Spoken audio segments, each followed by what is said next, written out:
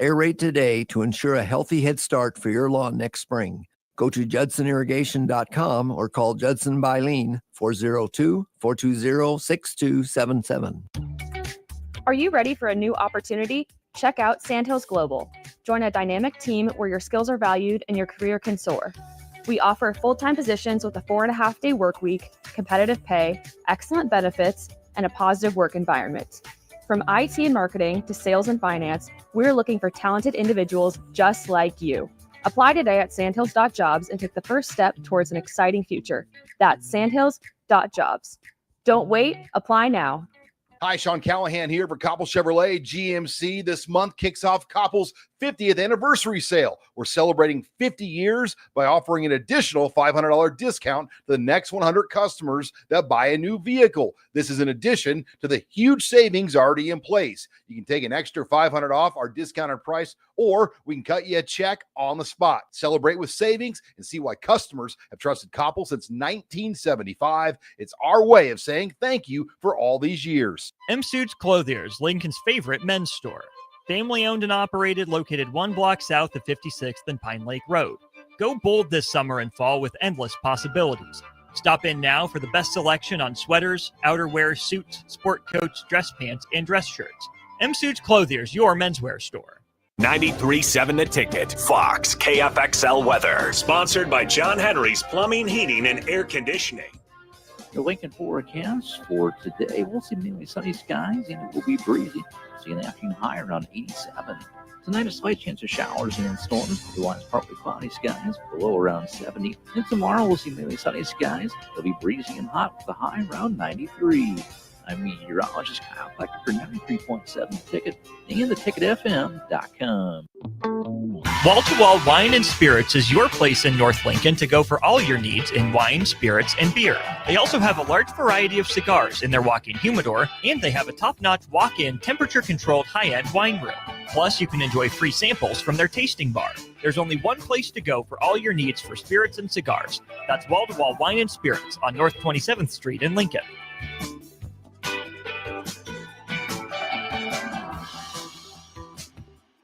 When you were a kid, clubs were cool. Robotics club and space club and stuff like that. But what do adults get? Book clubs and quilting clubs? Nah, forget that. How about margarita clubs and old-fashioned clubs? Get to Upside Bar and Lounge for the best clubs in town. Try all 10 varieties of Upside margaritas or old fashions and take home a free souvenir glass. Grab the whole crew and pair it with taco night on Mondays or whiskey Wednesdays. Upside Bar and Lounge at 29th and Pine Lake.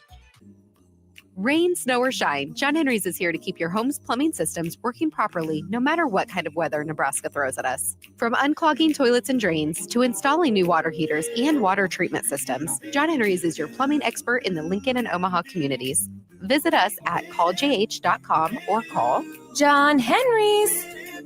435-5555. John Henry's Plumbing, Heating and Air, and Electrical. This is Lincoln's home for sports talk on the FM dial. Also online at theticketfm.com. On the internet. KNTK FM Firth, 93.7 The Ticket. Coming at you live from the heart of Lincoln, America. This is Old School, sponsored by the Mercado by Certified Piedmontese. Nebraska Football Hall of Famer Jay Foreman and Austin Orman. Old School with Foreman and Orman on 93.7 The Ticket and theticketfm.com.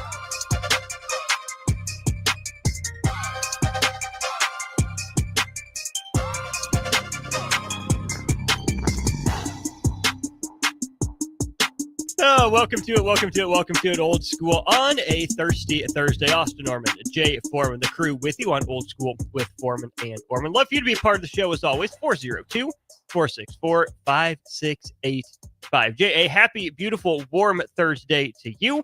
It's grilling season still. Got a hot week. Got to get in while it lasts. Yeah, always you got to get it in. It don't stop. The party don't stop. So yeah, it's another beautiful day out. It's a little warm outside. Windy earlier, but hopefully that wind rolls right up to Colorado and we get some grilling weather. At 6:01 p.m. 6:01 p.m. Yeah. Maybe we can hit it at 5:55. So it starts getting set up. I can hit it then. Like preheating versus pre-cooling. Cool down Yeah. just a little bit. Get the grill fired up. Yeah, you stop at the Mercado. Man, I saw these candied pork chops, man. I can't even listen. Ooh! I saw these candied pork chops, man. I know it's just like when you see a commercial or an advertisement, it never looks like that when you do it, but dang. Except when it does. You got to, I have to, that's the only thing that's good about social media right now is with the cooking tips and fishing. Ooh. And the funny stuff people do. All that other stuff, I ain't got time for. Amen. There's a lot going on in our world today. That's why we're here talking about sports. Take your mind off of it. Lots to get to. Matt Rhule spoke. We'll hear a little bit from the head ball coach. Evan Bland joins us today at 4:30. Jay, it's been kind of a constant theme in our conversations about just the difference in quarterback play in the NFL and college football. Just recently heard this from Drew Brees. Hasn't been retired from the NFL that long, but he was on This Is Football with Kevin Clark. This is what Drew Brees had to say about the difference in playing quarterback between even just when he was playing, when he retired to now. So here's former Saints quarterback Drew Brees. I mean, look, there's I can't recall a time when there were this many elite, I would say elite quarterbacks. Mm-hmm. Like this many guys that you would sit there and say like, any one of these guys I could see going on and winning a Super Bowl. Yep. During my era was unique because you had like Tom Brady and Peyton Manning, right? Mm-hmm. Two of certainly the greatest of all time. And you just knew that they were contenders every year, And then beyond that, you would kind of identify like, oh man, this team is really good this year. And maybe they've got a shot, but you always kind of had to go through those guys. Well, just look at the AFC this year. You've got Lamar Jackson, you got Josh Allen, you got Patrick Mahomes, you got Joe Burrow, you got, and then you've got these up and comers in like the Chargers and the Broncos and, Stroud, CJ Stroud, who I love down in Houston. There's, you got 5 other guys you can list in the AFC that are like, hey, these guys are contenders because I think they're on good teams and they're good young quarterbacks that are continuing to develop. NFC side, maybe not quite as stacked as the AFC, and yet still, man, you got a bunch of dudes. So we'll stop that there. Interesting from Drew Brees, but I want to hear a linebacker's perspective as well. Bobby Wagner on the same podcast, different episode, said he doesn't think the quarterback's the brains of the operation. Here's the linebacker perspective from Bobby Wagner. If I'm being honest, the evolution has been more the coordinators. It seems like the coordinators are more of the minds than the quarterbacks. You have your great quarterbacks in the league. You have your top guys, but I think the overall concept of quarterback was kind of like be that extension of a coach in the game. And so you don't see that as much. You don't see as, you got guys like obviously Jaden, Patrick Mahomes, Joe Burrow, that class, that group of guys, Lamar Jackson, that are able to come up and make checks and change defenses and change certain things. But you don't see that as much. You more so see the coordinator kind of walking them through every single option that they could possibly have. And you can see how developed these coordinators, and they're getting very tricky. They're studying defenses, and they're doing a lot of things that, we never expected them to do. I believe in the Detroit game, I saw a play I've never seen before, which it was a toss pitch with pullers. Yeah. I've never seen that before. We'll stop that right there as well. It's really interesting because, Jay, I think that both guys' sides have some merit to it. When I hear Drew Brees talk, it sounds to me more like he's talking about the physical skills, the ability to put the ball in more quarterbacks' hands and say, go win us a game. But Bobby Wagner's right there across the line of scrimmage from these guys. And he's been in the league. He faced Brady. He faced Manning. He faced Drew Brees at one point in his career. And with Bobby Wagner being on that other side of the ball, it's interesting to hear his perspective of, maybe contrary to Drew Brees, where maybe there's more physical talent across the board. There's maybe less of that mental acuity that you're talking about. And Bobby Wagner's having less of a back and forth trying to read the quarterback's brain and more trying to get to know the coordinator than the quarterback. Yeah, it's just a modern day PlayStation 5 or whatever. These coordinators are essentially, especially the young innovative ones, or even the ones that are kind of adjusted their system over time and adopted or adapted to the new rules in college and pro football. It's just essentially they do, they're able to run, be a lot more aggressive with where they attack just basic zones or just defenses because of, you can't, have the ultimate equalizer, and that's physicality. But it's definitely shifted from the player to play caller at that position. And that's why I said the quarterback play is so bad. You don't have anybody when you're coming down besides Patrick Mahomes, maybe like Josh Allen if they're not playing the Chiefs. I guess you could throw Lamar in there, but not playoff Lamar. But coming down the fourth quarter, exactly, like you already know you're in trouble. Versus now, you just got to make sure you have a good read on the coordinator and what they've been doing before. And then the quarterback does have to go out there and execute it. But when things aren't right, then they look really, really bad. And the lack of knowing the position this is not just a quarterback issue. It's a league issue. It's a college football issue. There is probably more like shiny. I'll call it more like Lamborghinis, right? But there's very few. Like in Lincoln, you'll see, or Lincoln and Omaha. There's probably like, let's just say 10 people have Lamborghini. Or say back when I played, there's only like 4, like what I'll call Lamborghinis. Now they might have 10. But we had more like, Ford pickups and stuff like that. They go all the way down to like, no, I'm not, knocking anybody. But like a Honda Acura, I'm only saying that just because I've seen that out there. You know what I'm saying? Oh yeah. The nuts and bolts of the position of the game is gone. Sure, they have, probably the depth of, I guess, bigger guys, right? There's probably more 300-pound guys that are coming into the combine and being able to run and jump and all that, but they're not better football players. There's probably. Why do you think that is? Why do you think the standard has dropped? Because fundamentals aren't being taught. Fundamentals aren't being taught at the quarterback position. So that if you're not teaching the most important position, fundamentals, there's no way you're teaching linemen the same type of fundamentals in general. It's over. There's some that do all the time.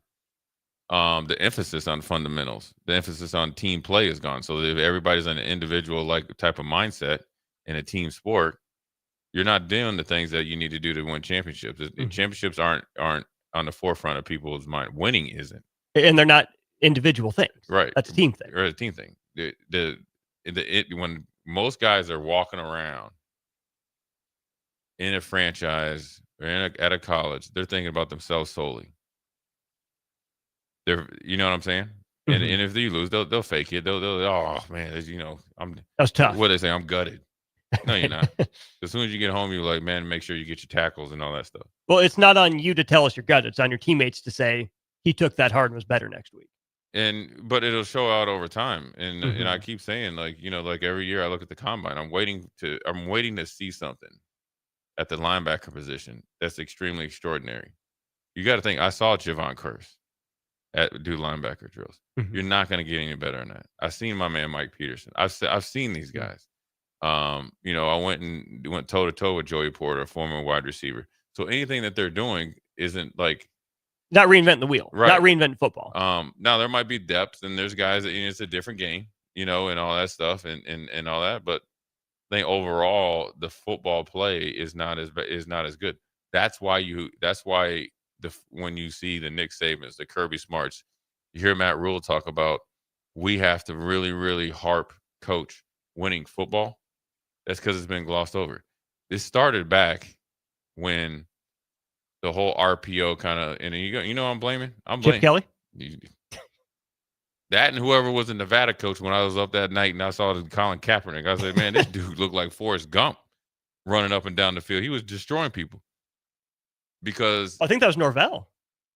Well, then I like Jay Norvell. I do. But here's the problem with that, Austin, is because when it trickled down to the youth football. Sorry, Chris Alt. It was youth But Norvell football. was still there. Yeah, youth football. is that what they did was like, all right, well, I'm going to take the best athlete and you just play quarterback. You just run the ball, do whatever. That's great and win you a lot of games, and that's what you're supposed to do as a coach. But then as these guys started to progress and get to college, yeah, it worked at times. But then when you tried to go to the highest level, you couldn't last and you couldn't compete. And then obviously the emphasis on coaching went down. This is not knocking any coaches. I'm just telling you the reality. So now when you're in the colleges or like all that, you're not getting the coaching. You're not getting you know what I'm saying? I mean, there was how many times that like, I remember, I'm not going to say any names, but they were just like, hey, third down, just let Adrian run around. Bro, you play against Ohio State, Michigan State back in they had defense, Michigan, Penn State. That will not work. No. It might work for a play, but it's not going to hold up over the course of 65 or 70. It will work against the lower level team. Well, Adrian had big plays against all those teams, right? But it wasn't consistent. Yeah, you can't do it all the time. We've just seen it. We just talked about with Caleb Williams. He looks in college. A lot of the stuff was a scrambling ability, right? Right, you're able to do that, and that's what he's dangerous. His escapability is. I mean, my man's like Houdini. But when you get in the pocket, it's a totally different. When you get kept in the pocket, and what do you think teams are going to do? Either late in the game or late in the season, bubble you, rush 4, maintain lanes, make you beat them. And so it's. I mean, we could be 3 hours here because you don't get as much good coaching because you don't. Now then you go into the school systems. They don't put an emphasis on winning or on coaching, and then therefore there's a lot of coaches don't think it's worth it. Then there's a lot of guys that don't get opportunities to coach. And everything's kind of like, let's just keep it to ourselves. And then, so if you're not in the in crowd, you're left out. We could go 30 minutes, and we would still be here for 2 weeks. Let's get to this from Tater. Would Taylor Martinez be a good example of this? I think that's along the lines. I think the other part with Taylor Martinez is once guys like that get to college, Jay, I'm going to guess there's a bunch of coaches, quarterback coaches, offensive coordinators, head coaches that say, we can make him learn to throw the ball. When you can't undo probably 8 or 10 years worth of bad fundamentals, of not knowing how to read a defense, of not having anything put on your plate other than relay the play and go make some magic happen. So I think Taylor Martinez is an example of it. But there's tons of them out there. I mean, you got to think. But Michael Vick was also a run-first guy that learned how to play quarterback. But he had an arm. That's what I'm saying, is that everyone can convince themselves they can teach the guy. But he had Andy Reid. That's what I'm saying. It's the difference. And then he had Dan Reeves in Atlanta that really came in and said, you know what? I'm going to make my offense around you. You look at Josh Allen. If it wasn't for Greg Roman and Brian Dable to take it to a whole nother level, he wouldn't be able to excel with Dorsey and Brady when they were, those two other coordinators later in his career that was kind of like, a little bit more pocket oriented. So you got to have you have to have the player that's willing to progress or work at it. You got to have a coach and coaching staff and organization that's going to be willing to support it. And then you also have to have some like worldly thinking of, okay, how can I run kind of my offense shaped around the most important player that can help us win, help him be successful, and then everybody else. It takes a lot of time. And I think in the Adrian Martinez example, wouldn't hurt to have more talent around him. I think Adrian was probably a better processor than he gets credit for. Yeah. But I think he had a better arm. I think he had a better arm than what people give him credit for. I think again, it was during COVID, so that affects everybody. He came the best thing and the worst thing happened. He came like gangbusters. You got to think.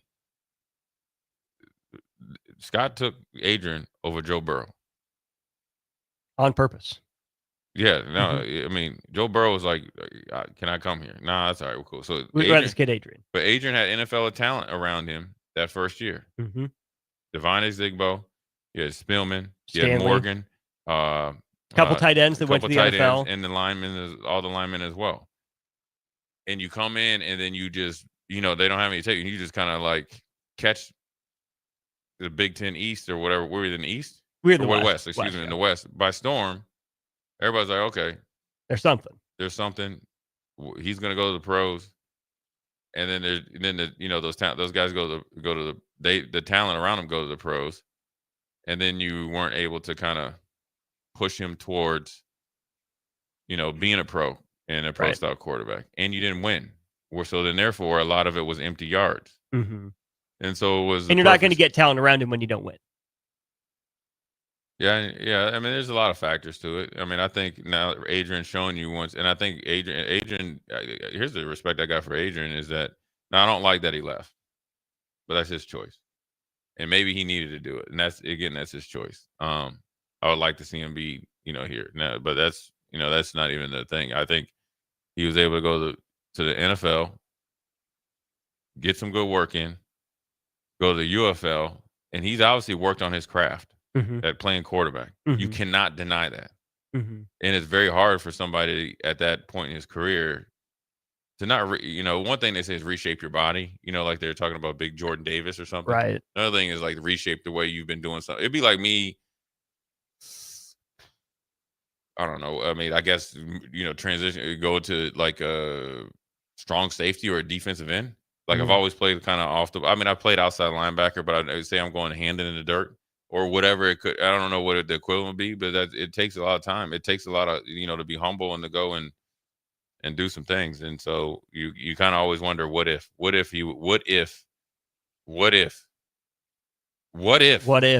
always, if 6 magical words, 6 letters, 2 magical words. Let's bring this back home to Nebraska, Jay. Matt Rhule was asked about Dylan Raiola, how he's seen him grow over the course of really the 16 games that Dylan's played in college. Here's Matt Rhule on Dylan Raiola's growth as a quarterback at Nebraska. He was doing a lot last year. I think from day one we've done it with him. I just think he's, it's only this will be game 16 for him. I mean, he's still so young in his journey. He's just doing it at such an advanced level. And he can come out and he can say, oh, it's man, I'm going to go to this. It's 2 man, I'm going to go to that. It's, so as a play caller, you can give him things and you can call a play. And if it's not the right play, he's going to get you into the better play.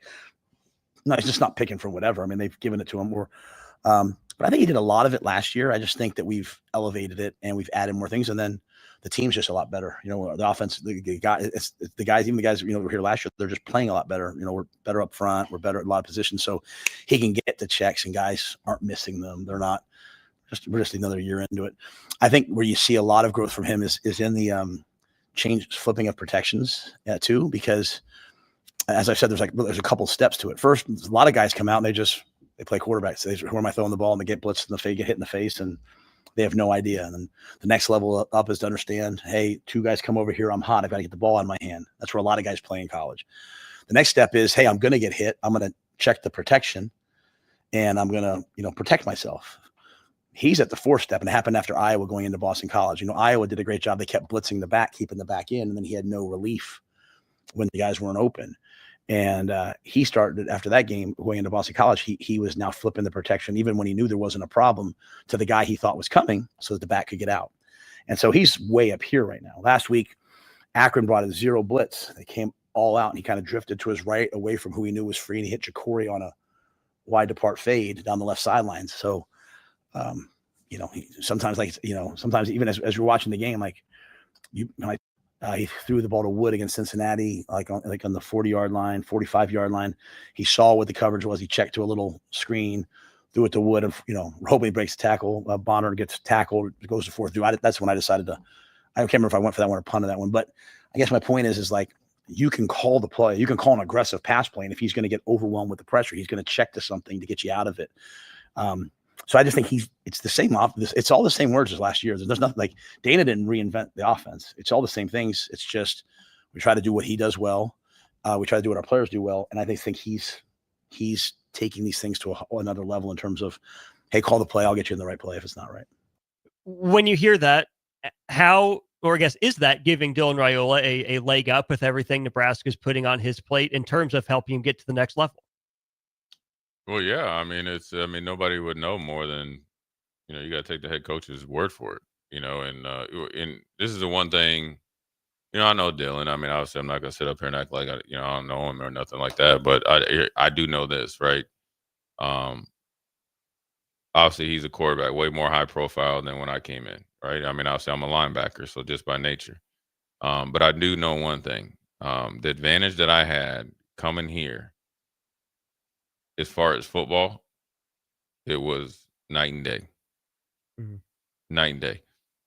So I'm only assuming, right? I'm never going to speak for anybody, but I can only speak for me. This is one I can talk about this for real. I guess I equate it to the analogy is, say you grow up and your your dad's a attorney general, a lawyer, your uncle's a big time lawyer, and all this right there. So when you're just at the dinner table, you're essentially in law school at like 8, 9, 10 years old.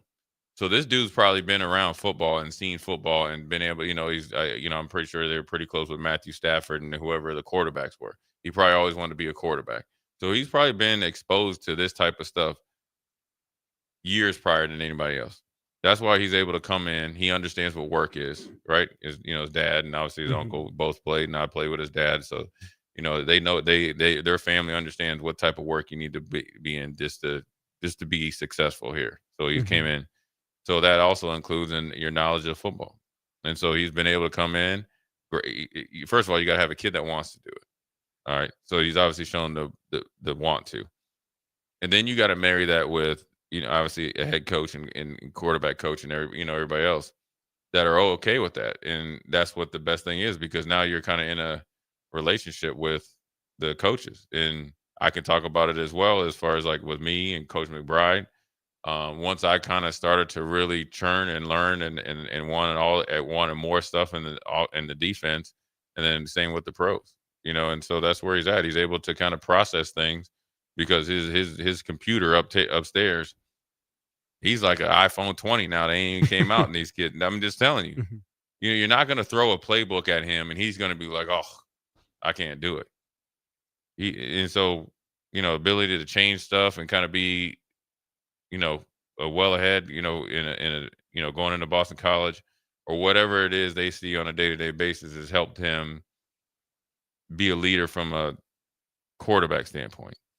And there's probably maybe, hopefully, refreshing, to Dana that, okay, this guy, I'm going to push this dude mentally, because then what it's going to do is make everybody else step up. So the next step for him is where you're able to really, really challenge people. And I think when I hear that from Matt Rhule specifically, it doesn't sound like it's happening every play. Oh, you can't. You can't every play, but you can't do it that much. No, but when it does happen, it's not like Dylan has a 100% hit rate. Not always in the right play at the right time. You're not going to, right? So number one, let's get that off the table. And number two, at that point, it's just an educated guess, because you can go back to what Bobby Wagner says. I mean, think about when Nebraska hosts Iowa at the end of the year. Dylan Rhule could be a really smart college sophomore quarterback. Guess how long Phil Parker's been coaching against Nebraska? 85 years. Guess how long he's been coaching in college football? 85 years. It's been a long time for Phil Parker. Yeah. So hopefully for Husker fans, it's a back and forth battle. What I don't want Husker fans to hear is, oh, Dylan's just guessing. It's an educated guess based on his film work, based on his preparation. And if he's going to make that call, he believes he's put in the work to put his team in the best position to be successful based on what he checks to. And his coaches clearly trust his work enough to give him that opportunity to get it right, knowing that he's not going to be right 100% of the time, regardless of who it is that Dylan Rhule is matching wits against, whether it's, Phil Parker, whoever. But it's a little scary sometimes putting it in the hands of the quarterback, which is where, if you're Dylan, if you want that responsibility, you can't work like you don't have it. You have to continue to put in that work to be one step ahead of your teammates, so that even if they don't get it and they never get to that level, he knows he's doing everything in his power to get them in the best position to succeed. Yeah, it's like double work, just because, he's got to do it to try to, just be prepared. You're just preparing for every scenario. And you're actually preparing with the hopes that they do it. So it's like, okay, then, I got you. But then also, he is a sophomore. So the thing is, he doesn't, like, he's only played 15 games? Yeah. Yeah. So 15 16 games. So he doesn't have a ton of experience. He's not 10 years in the NFL and seen some stuff and knows, coordinators, when you go around a couple times, so it's a learning process for him. But, I think the best thing he can do is continue along, his process, or, his journey as a football player, and continue to try to get better. It's not always going to be perfect. I'd rather my quarterback own it. Once you really start owning it, that's when you're going to get like, Tom Brady type of leadership, because they're going to know exactly how they want it done, and it needs to be done the right way. And then he'll be able to adjust it per player. All that's going to be predicated going out there performing, and obviously, and really, it really matters when you're playing against good teams. Right. That's the most important thing. And everybody else has got to perform as well. And it's great. Again, you got to do it against somebody before you can do it against everybody. You mentioned Wink Martindale in Michigan. Dylan did it against Akron. That's a good step. Did it against Boston College. That's a good step. Wink Martindale's another animal.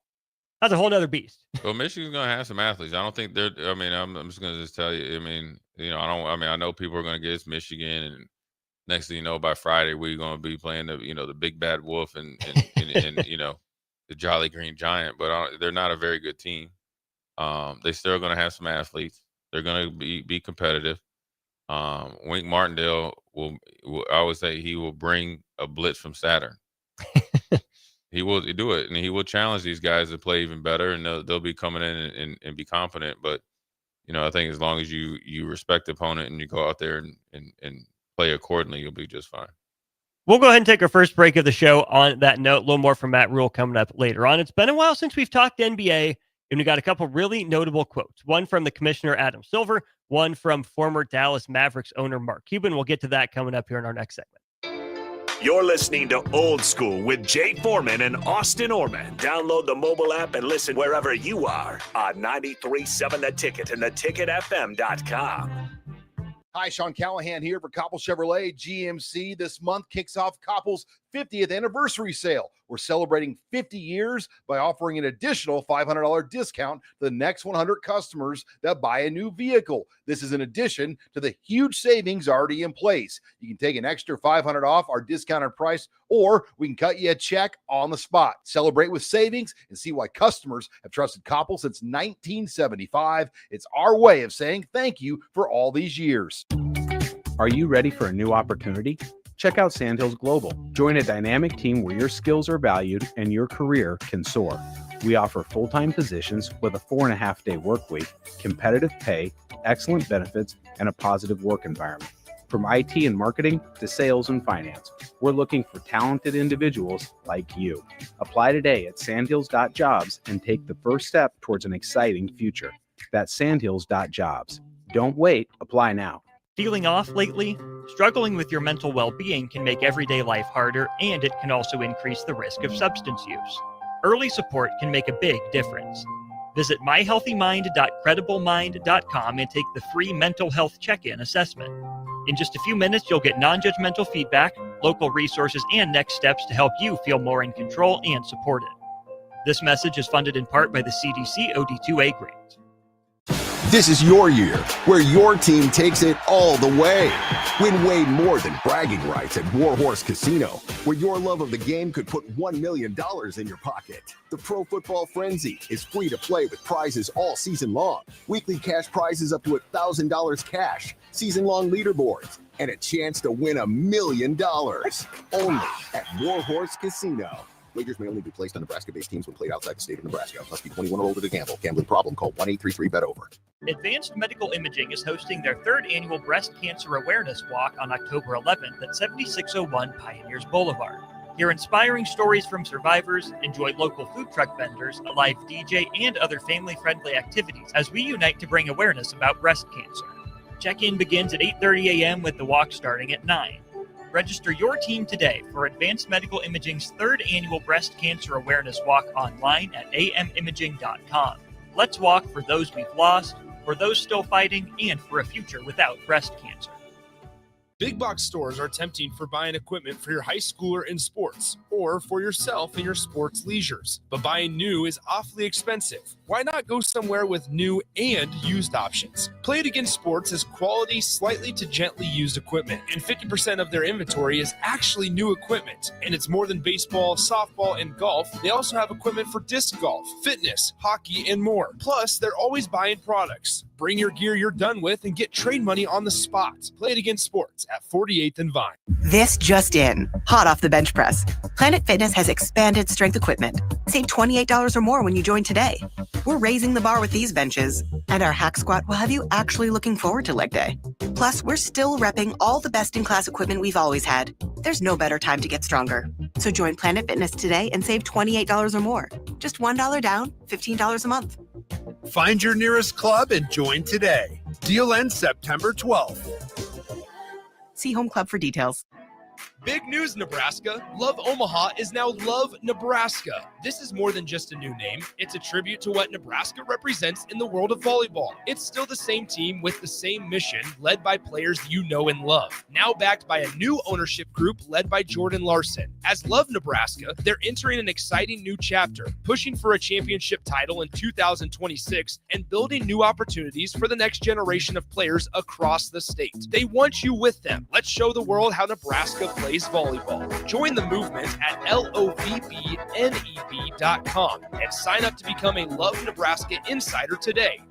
Select Plumbing and Utility has been serving Lincoln and the surrounding area for 14 years, and they're not slowing down. Select Plumbing and Utility handles all your plumbing needs from faucets and water heaters to full renovations, and they can even help with your heating and cooling needs. They're also Lincoln's underground experts, repairing and replacing broken underground water and sewer lines since day one. Contact Select Plumbing and Utility today at 402-560-6197, assuring excellence in every situation, opportunity, and challenge. That's 402-560-6197. Oh, Kansas. Here we go. Second half today. You just don't stop giving, do you? Green flag, we're underway. The closest finish in NASCAR Cup Series history. Close to downtown, amazing campgrounds, 3 NASCAR races in one weekend, and it's the playoffs. Goddamn right. Now you're just showing off. But we're not mad. In fact, we're looking forward to it. NASCAR Playoffs Weekend at Kansas Speedway, September 26th through the 28th. Get your tickets now at kansasspeedway.com. Back to Old School with Foreman and Orman on 93.7 The Ticket and theticketfm.com.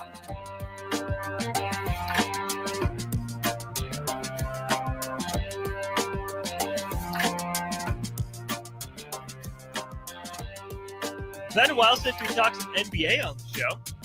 Let's jump into it. Austin Norman and Jay Foreman with you. A couple different things to get to. First and foremost, let's get to what Mark Cuban said. He was at, I believe, was the All In Summit, talking and being asked about everything that went down between him and the Dallas Mavericks when he was asked, I guess not really asked. When he did sell the team, he asked to remain on as the governor, making some basketball decisions for a while. Why didn't that happen? Here's Mark Cuban. We know, and you sold the team. You explained it 50 different ways to Sunday, but there was this idea that you would still be involved to some extent. Yeah. Unpack it. Yeah, I mean, when I did the deal, the presumption was that I would still be running basketball. And we tried to put it in the contract, but the NBA said the governor is the governor and they make all final decisions. And then, I was involved, and then we went on this run where we went to the finals. And rather than trying to interject myself all the time, right, I was like, I don't want to get in the way. We're rolling. And that was a mistake, right? Yeah. So there were some things that happened internally where, the person who traded Luka didn't want me there. And so they won, I lost. Yeah. But that's in the past. I'm still hardcore Mavs, MFFL. The person that traded Luka didn't want me there. So some regret from Mark Cuban, too, of not jumping in throughout the course of the offseason. Some of that NBA mandated. Patrick Dumont is the governor. Mark Cuban's not. But you can't pretend like Mark Cuban lost all his sway in that organization despite selling. But Nico Harrison, person that traded Luka, said, nope, don't want your input. Yeah. You're out of here. Yeah, that doesn't bode well for Nico or for your boy. He just doesn't. No. Mark Cuban is well respected in as far as the NBA's, as far as ownership, and that was just a bad deal. it just seems very short-sighted, and obviously when you have Mark Cuban not willing to mention him by name, there's some bad blood there. Bad blood there. Like spoiled, rotten blood. It's a problem. It's the same thing that Nico did with Dirk's people when he first came in, right? The longtime trainer and coach. He's like, nope, don't need you anymore. Yeah. That's his way right now. Yeah. Well, I mean, I think you don't do that to Mark Cuban. That's not the first time doing it. Right. So take some cojones to work your way up to Mark. And really, I think it's like he wants to be the man. Which also, shows a little bit of insecurity. Is like, you are the man. Now, do you have to, Dirk is harmless. His trainer is harmless. It's, his trainers helped him get to whatever, I mean, it's not like Russell Wilson when he was bringing his whole camera crew and had an office there. Dirk is, look. Dirk's a quiet guy. And, when you're 7 feet tall and you played as long as he did in the amount of minutes he's played and logged, if he has, it'd be no different than Wemby. He has a certain trainer that helps him. You gotta allow him to do so. He's the franchise, and now the other guy, the franchise, you plucked him off too. So now you're going to be known as the guy that got rid of 3 franchise guys: Dirk, Luka, Mark Cuban. That's 3 more franchise guys than the majority of general managers get rid of an entire tenure. Right. And Nico did it in the course of 8 months, 9 months. Yeah, I mean he's boy, he gets you in those crosshairs. It's good night, Irene. And who else is a bit bad like that was your boy Rob Pelinka sent that email about Magic Man when Magic was overseas. Right. Magic woke up checking. What did he say? Check my email. Check my email. Yeah, he's like, I sent him. I resigned effective immediately. I ain't gonna be here. Yeah. Yeah. That was it. Yeah. I ain't gonna be here. I ain't gonna be here. Yeah. So it's dirty business, and I think just the Mavs are in a tricky situation. I think they have a good roster. Obviously, he was able to kind of smooth things over. Cooper Flag going. Obviously it depends on how Kyrie, when he comes back, but you got a little bit of a soft landing spot with some of the other guys. You got D'Angelo Russell and stuff like that. Now it's going to come down to Jason Kidd being able to put a good product out there. Because once you start winning, a lot of the stuff will go away, but they just looked horrible last year. Helps when you draft a top 5 player in the NBA like Cooper Flag. I won't get on the propaganda. I won't do it. Not yet. Let's hear from Adam Silver, calling the NBA a highlight league. Here's the commissioner. There's a huge amount of our content that people can essentially consume for free. I mean, this is very much a highlights-based sport. So Instagram, TikTok, Twitter, you name it, any service. The New York Times, for that matter, to the extent that your content is not behind a paid firewall.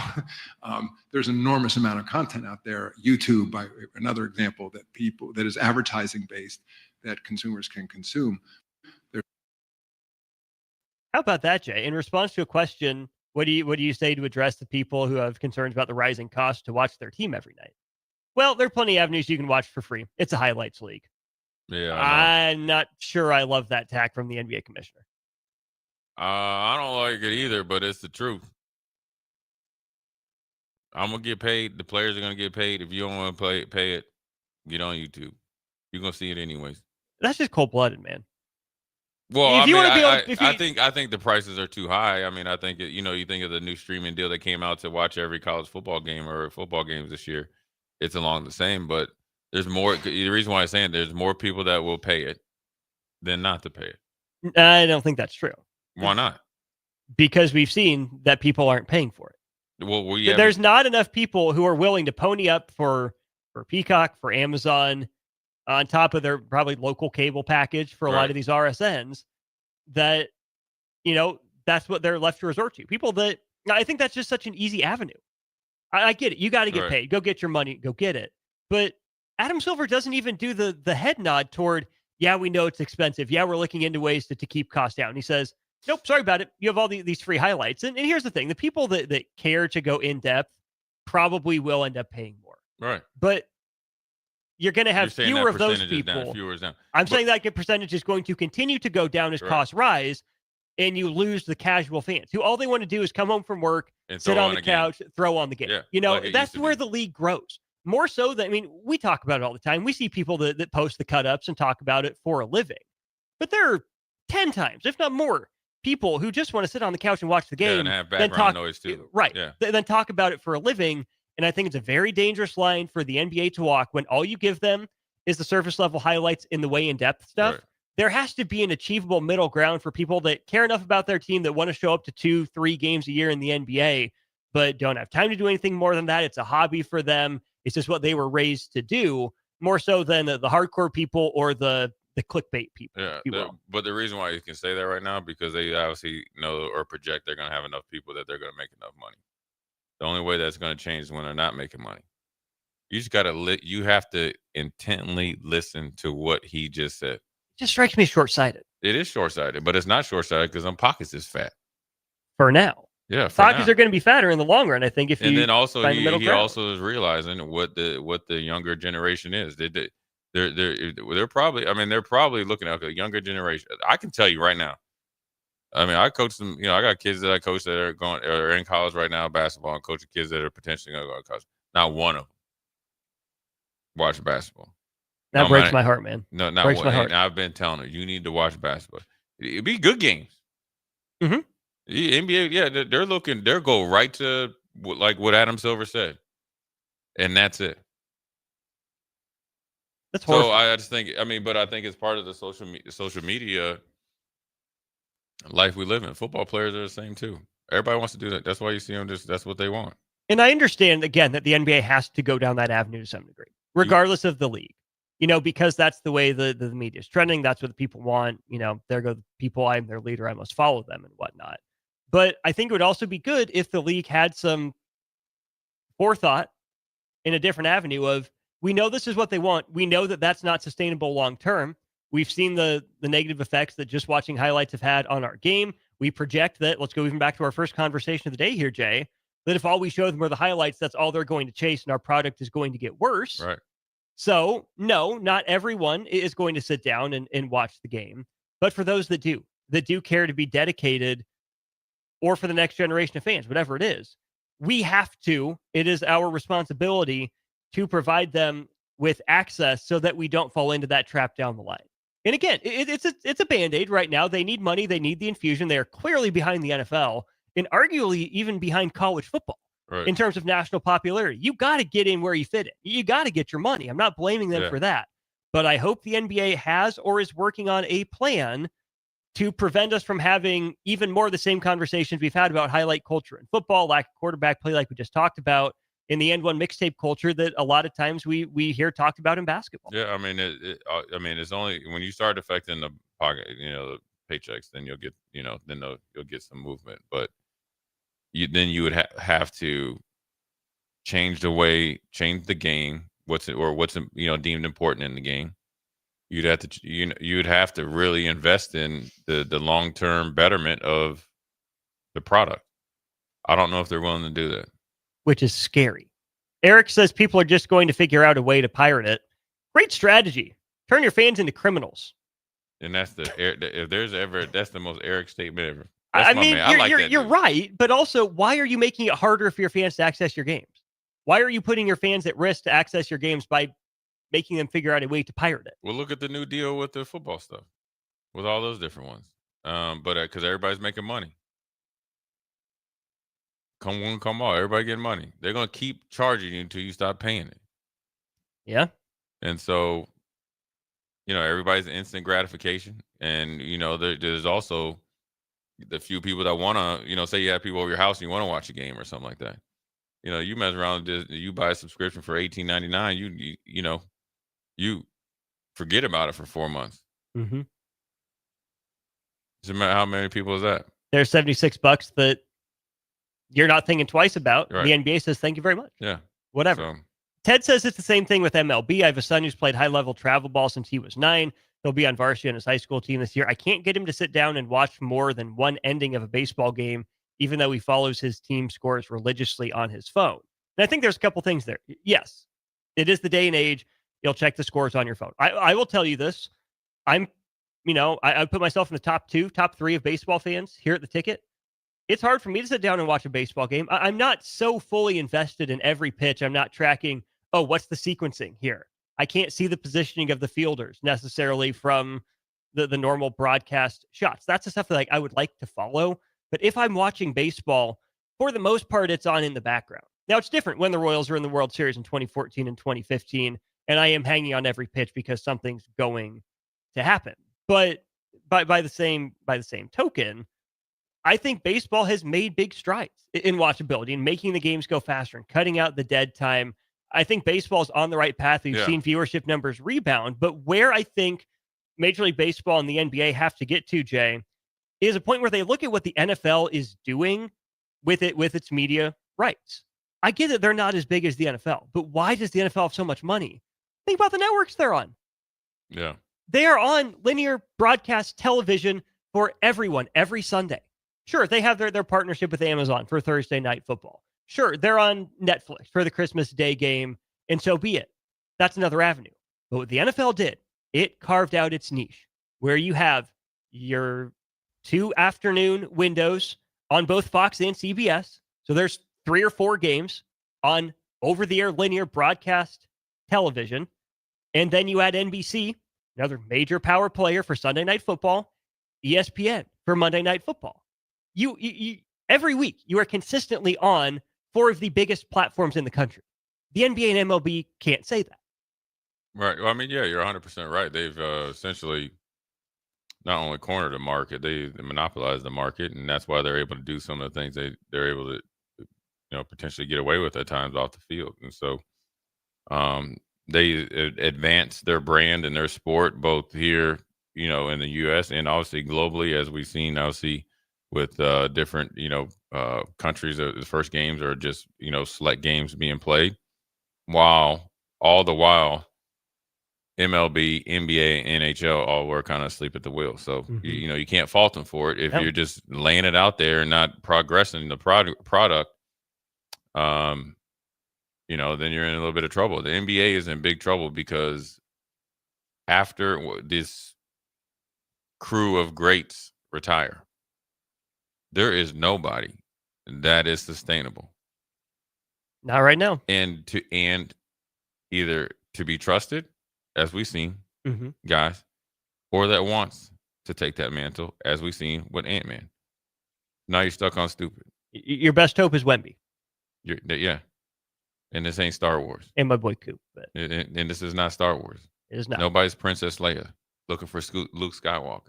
Anyways, we're looking to take a quick break. Old School, Jay Foreman, Austin Norman. We'll be right back. Watch Old School live on Facebook, YouTube, or Twitch. Old School with Foreman and Orman on 93.7 The Ticket and theticketfm.com.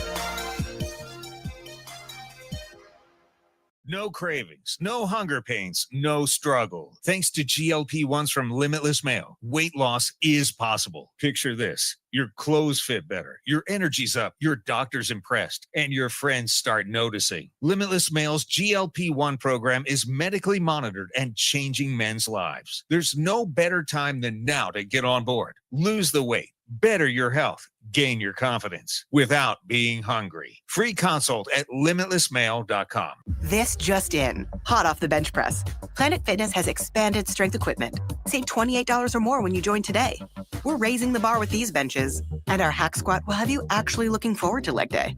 Plus, we're still repping all the best-in-class equipment we've always had. There's no better time to get stronger. So join Planet Fitness today and save $28 or more. Just $1 down, $15 a month. Find your nearest club and join today. Deal ends September 12th.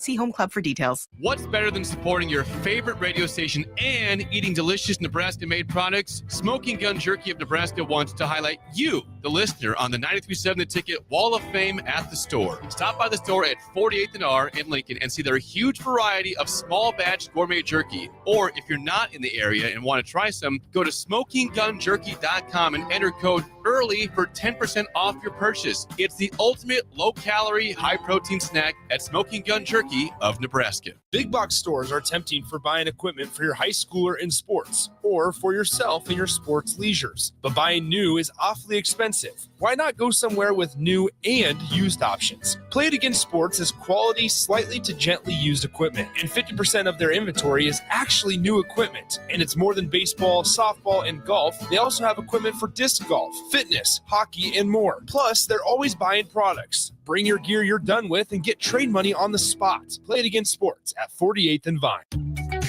Are you ready for a new opportunity? Check out Sandhills Global. Join a dynamic team where your skills are valued and your career can soar. We offer full-time positions with a 4.5-day work week, competitive pay, excellent benefits, and a positive work environment. From IT and marketing to sales and finance, we're looking for talented individuals just like you. Apply today at sandhills.jobs and take the first step towards an exciting future. That's sandhills.jobs. Don't wait, apply now.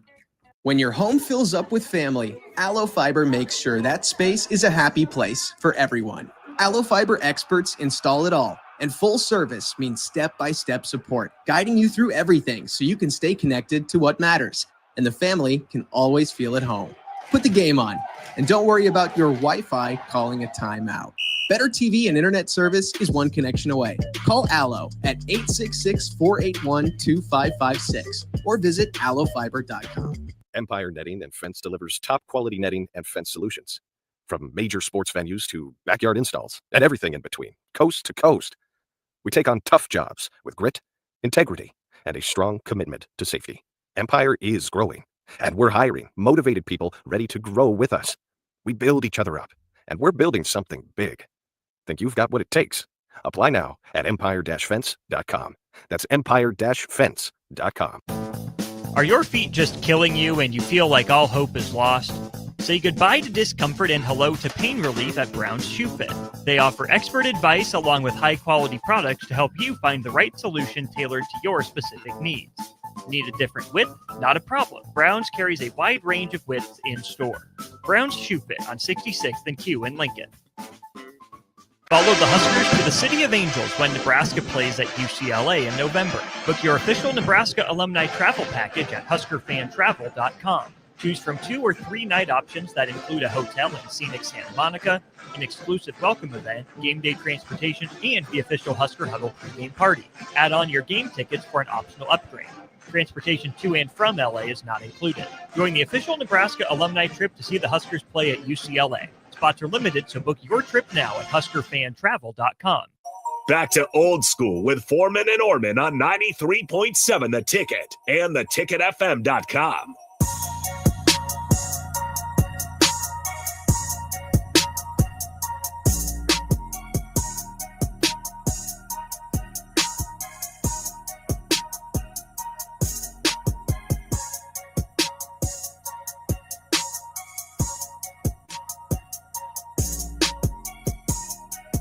We're back here wrapping up hour 1 of Old School. Austin Norman, Jay Foreman with you. Thirsty Thursday just around the corner, but until then, we got $30 to Buffalo Wings and rings to give away.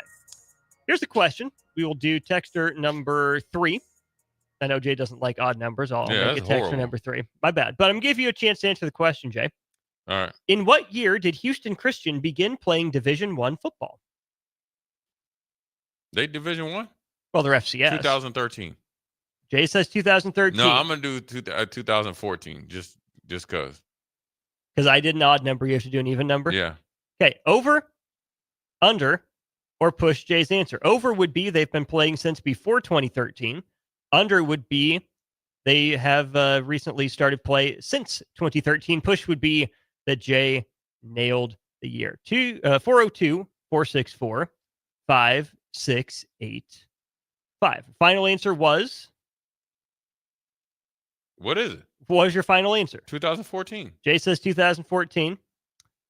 Mr. Mike D, you are the winner. It is a push. They played a developmental season in 2013, but their first season as a member of the Football Championship Subdivision FCS was 2014. Even for the win. And you know I'm always doing heads on when I play the game. Because all heads to bed? Yep. I thought tails never fails. All heads to bed. Heads every time. Every time? Every time. Mr. Stand on business. I'm standing right on head. On my tiptoes too. I respect it. I also respect Thirsty Thursday. If Myers Cork and Bottle will go to break. Thirsty Thursday's next. You're listening to Old School with Jay Foreman and Austin Orman. Download the mobile app and listen wherever you are on 93.7 The Ticket and theticketfm.com. Big box stores are tempting for buying equipment for your high schooler in sports or for yourself and your sports leisures. But buying new is awfully expensive. Why not go somewhere with new and used options? Play It Again Sports is quality, slightly to gently used equipment, and 50% of their inventory is actually new equipment. And it's more than baseball, softball, and golf. They also have equipment for disc golf, fitness, hockey, and more. Plus, they're always buying products. Bring your gear you're done with and get trade money on the spot. Play It Again Sports at 48th and Vine. Their third annual Breast Cancer Awareness Walk on October 11th at 7601 Pioneers Boulevard. Hear inspiring stories from survivors, enjoy local food truck vendors, a live DJ, and other family-friendly activities as we unite to bring awareness about breast cancer. Check-in begins at 8:30 a.m. with the walk starting at 9. Register your team today for Advanced Medical Imaging's third annual Breast Cancer Awareness Walk online at amimaging.com. Let's walk for those we've lost, for those still fighting, and for a future without breast cancer. Are you ready for a new opportunity? Check out Sandhills Global. Join a dynamic team where your skills are valued and your career can soar. We offer full-time positions with a 4.5-day work week, competitive pay, excellent benefits, and a positive work environment. From IT and marketing to sales and finance, we're looking for talented individuals like you. Apply today at sandhills.jobs and take the first step towards an exciting future. That's sandhills.jobs. Don't wait, apply now. Experience the Landmark difference with the next level of dealer support. Landmark, your local John Deere dealer, continually works to have parts on hand the first time you walk in the door. Our internal route system means we can get the parts to you typically same or next day to keep you up and running. At Landmark, we understand time is money. Get more uptime with our after-hours parts and service support on the phone or in the field. Stop by your local Landmark today to experience the Landmark difference. When the clock strikes 0 after every Nebraska football game, there's only one place to go for instant coverage. Tune in for the Husker After Party Postgame Show on 93.7 The Ticket for each game, win or lose. Call in with all your takes or text the show at 464-5685 and hear quotes from the players and coaches too. It's the Husker After Party Postgame Show, sponsored by Anderson Ford and Vinny Kreekak of State Farm Insurance. Rosie's Sports Bar and Grill, open for lunch and dinner at 1501 Center Park Road, just south of 14th and Highway 2. Hi, this is Tom Osborne. Join me on September 23rd and dine at your favorite local Renza in support of Teammates Mentoring. 10% of Renza sales on September 23rd will benefit your local Teammates Mentoring chapter. Teammates Mentoring helps students reach their full potential by providing a caring adult mentor to meet with them once a week in school. Thank you for your support of Teammates Mentoring. We will see you at Runza on September 23rd. Nutrition Authority invites you to try Blitz 250. Blitz 250 is a fully loaded pre-workout for those who want the most out of their workouts. Blitz 250 is safe for sport and banned substance free. Blitz 250 can only be found at Nutrition Authority. For location info, check us out at mynutritionauthority.com. You've been accused of a crime and don't know where to turn. At Liberty Law Group, we understand that a call to an attorney is a call for help. If you're up against the legal system, you need an attorney you can trust to handle your case with professionalism and compassion. Liberty Law's experienced trial attorneys are committed to the defense of liberty for those accused. Don't let a criminal charge ruin your life. Call Liberty Law Group at 877-42-LIBERTY. Advocates you need, trial attorneys you can trust. That's 877-42-LIBERTY. This just in, hot off the bench press. Planet Fitness has expanded strength equipment. Save $28 or more when you join today. We're raising the bar with these benches, and our hack squat will have you actually looking forward to leg day. Plus, we're still repping all the best-in-class equipment we've always had. There's no better time to get stronger. So join Planet Fitness today and save $28 or more. Just $1 down, $15 a month. Find your nearest club and join today. Deal ends September 12th. See Home Club for details. This is Lincoln's home for sports talk on the FM dial. Also online at theticketfm.com. On the internet. KNTK FM Firth, 93.7 The Ticket. Why wait until Friday to start your weekend? Go ahead, start right now. You're thirsty now, and 93.7 The Ticket is here to help you stock up. Just in time for the weekend when I like to hit the clubs. Time to broaden your horizons and try some new wine and beer. It's Thirsty Thursday with Kevin Meyer from Meyer's Cork and Bottle.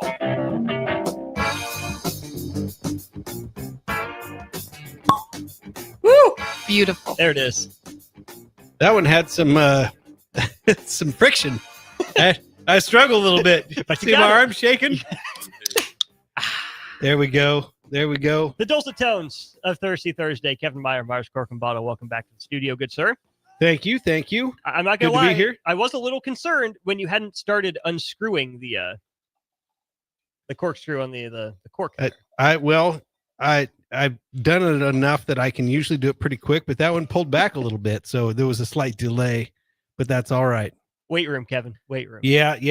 I'm in dire need of that. I've got shoulder problems, so I can. Oh no. I can only I can do curls, I can do triceps, and if I do anything chest wise, it's got to be like hex press where I don't extend the hands out. But other than that, Talking like labrum, rotator cuff, yeah, it clavicle. It had to do with. I don't even want to say this. It was a boxing injury, so Like Bud Crawford boxing or yeah, boxing? yeah. with No, I drinks? was in the UNL boxing club when I was in college, and Oh, so this is deep rooted. oh yeah, it goes Like, back a long He way. was in like Fight Club. Yeah. Well, But I mean, you can talk about it. yeah. Well, it was sanctioned. I mean, like but we were just in it to like get in shape, Mhm. And me and a guy, we were sparring, and we're just for me, I'm out there to work on technique. I'm not out there to try to hurt anybody. And this guy lit into me like it was like a fight. And then it did turn into a fight. And I woke up with 2 separated shoulders the next day. So Oh man. it's been a problem ever Hey, since. what was your name? Bone Crusher? No. Huh? No. Kevin the Kevin Mauler? Killer. Kevin Mahler Killer Meyer. Meyer. Yeah, we could do that. Sure. No, I wasn't any good. I was just trying to, like I said, do something to stay in shape or get in shape. So anyway, Wait, was there intramural boxing at the time? well, That's crazy. I don't think they would allow that. so the Intramural. Sigma Chi fraternity had a fight night, and it was college kids, and it was a lot of times, I mean, you had to be enrolled at the university, and so I was training to do that, and then I didn't do that because I couldn't lift my arms. So never mind. And then you've been playing stock boy with 2 separated shoulders. Yeah, but I don't really rotate the cuff during that. So that's why I had to give up tennis too, is that I figured out how to serve without really jacking up my shoulder, but those surprise overheads, they tend to cause problems. The duality of man. You have the boxer, the pugilist on one end, and the classy king sport tennis on the other end. Kevin, you contain multitudes. I will tell you this. If you play singles tennis and you play it hard, it's a lot like being in a boxing match. The similarities are very, very similar. You're throwing rights, you're throwing lefts, you're punch, counter punch, you're going backwards, you're going forwards. There's a lot of similarities. You're just not directly punching someone. You're trying to punch them with a tennis ball, essentially. What was your go-to shot? Were you a drop shot guy, forehand, backhand? What were you hitting? I like the inside out forehand. So it would be basically if I was like a hard fade, essentially. Well, like say you're a right hander, I'm hitting it to your backhand with my forehand. So Gotcha. even if I'm going to my left, I'm the cross court forehand. You're working back around, going to your left. Yeah, that was kind of my Gotcha. go-to shot. I like it. Well, I'm sure we're going to like what we have on tap here today. What are we starting with? Let's do the beer first. So Yes. the new Husker beer, Cornhusker Crusher, brought to us by our good friends at Cross Strain Brewing there at Papillion La Vista. And it's their citrus wheat ale. Now, we've actually done this beer before. Yeah, I was about to say. It was the Cabana Crusher. Remember that? So, but then they modified the marketing, the labeling to be the Cornhusker Crushers, and it is available at Memorial Stadium and officially licensed and logoed with the Huskers and Herbie on the front. And I thought, let's be topical and let's drink Husker beer and see what y'all think. I think it's beautiful. I think it's It was amazing. good, just like last time. On a nice hot day like today. Yeah, And it smells good too. It's kind of fruity. They do call it a citrus wheat ale. Get a little bit of that lemon lime sort of orangey flavor, and Not very hoppy. not hoppy. Yeah, wheat beers are usually a little bit sweet anyway, just because the grain itself lends itself to being sort of a sweeter style of beer. But yeah, hot weather. We got third round of summer this weekend. We're in the 90s, and so a Cornhusker Crusher is going down pretty good right now. Incredible. I think it tastes a little bit better just with the Cornhusker moniker. I mean, you among us would probably know the most about hanging out in a cabana. Fair. Ellie's probably close second on that. Jay and I are the working stiffs here in this room. No cabana, just you lay straight out on the beach. Ever dealt with sand fleas? Yeah, they're the no-see-ums. They're the worst. They're worse than mosquitoes because they. Oh, I should show you the pictures of my legs for when I would go in the sand fleas. I had 52 bites on both legs. 52. I counted And they're them. only at the beach. Well, so yeah, I mean, it depends on certain times of the year, depends on wind. But the thing, they're also called no-see-ums, and they're little bugs. You can't see them, and they bite you. And the thing about a mosquito bite, like you get that, and you could wash it with soap and water, and it goes away, in 10, 15 minutes. Oh, I did not know that. I should start doing that. The sand flea bites stick around for days. A long time. They itch. Wait. Yeah. When you say fleas, I'm led to believe it's a bug. This is a crustacean. Yeah. Really? Yes. And they're flying as I wouldn't well. know that. Yeah. The thing is, it also depends because when I go, me and No, my that's dad. a mole crab. I literally looked up sand fleas, and this is what came up. Oh, yeah, that's mole crab. That's not the same thing. My dad and I get them so bad. Yeah, some people, and my yeah. sister doesn't get them. My friend, when she went with me, she didn't get them. When my wife and I only go, us. we usually don't get bit up too bad, but then you'll see people at the airport that are just absolutely. Yes, and they're just, I don't even know what they look like, but yeah, you go, oh, you poor person. Is that a Bahamas thing? or No, are they all Mexico, right? anywhere in the tropics. Anywhere you go, Yeah. Interesting. Yeah, that was the name of Jimmy Buffett's airplane, was the no-see-um. Ah, Yeah. Oh, wow. Stealth technology. Yeah, right. He might have run a share of grass, as the song says. It might have, may or may not. May or may not. May or may not have. You mentioned this is a wheat ale. What are the other, sorts of? You have barley. Is Barley, common, right? oats go into beer. Okay. Yeah. Is that like a cereal more type of beer? Or like, what are you talking about when you do like oats? Well, a lot of times oats go into like your ales, your IPAs and things like that. And then also rice. They can make beer from rice. So I believe Bud Light has a fair amount of rice in it. Your Japanese beers like your Sapporos and Asahi, those are rice-based beers too. The Poros are good too. Yeah. Crisp, Oh, yeah. clean. It makes a really good beer. Oh yeah. Super easy to drink and doesn't fill you up so much. Is it the same with the sake then, the rice-based wine? Sake, is more of a rice wine versus a rice beer. Now, but same general concept in terms of the cleaner, simpler, or what? I would say so. I don't have a ton of experience with sake, just sort of enough to be dangerous. It's not something that I really enjoy. To me, it didn't really have much flavor, but there are different kinds. They have different flavors of sake and then different styles too. So you can get this one. It's called a Nigori sake, which is the unfiltered. So it kind of looks creamy and they're sweet. And then you get into some of like a Jumanji, and those are going to be a little drier, a little less residual sugar. But how they make them, I have no idea. Jumanji, like the movie? Yeah. What do you mean by that? Those are the different categories. There's a whole bunch that I don't even know about, but the I know the Nigori is the it's the unfiltered, so it kind of looks, like I said, it's creamy and it's also sweet. And then they're Jumanji, and then I'm drawing blanks on the other. You threw me out of my zone with sake all of a sudden. I'm not sure how we got here, but here we Because are. you're the expert, Kevin. I just assume you know things. Sorry, I have a high opinion of you. Well, I appreciate that. I guess I better get to know my Asian Pacific cocktails a little bit better. Next is where he's going to bring in sake bombs, and we're all going to do it at the same time. That's your next one. We're gonna do a sake bombs. So, what is a sake bomb exactly? I don't even know, but I know It's sake in a beer. it's sake in a beer. In a beer. Okay. And you put the sake on top, and then we What? all bang on the table at the same time, and then the sake falls into the beer, and then we chug the beer. With the sake in it. With the sake in it. You don't gotta bang on the table.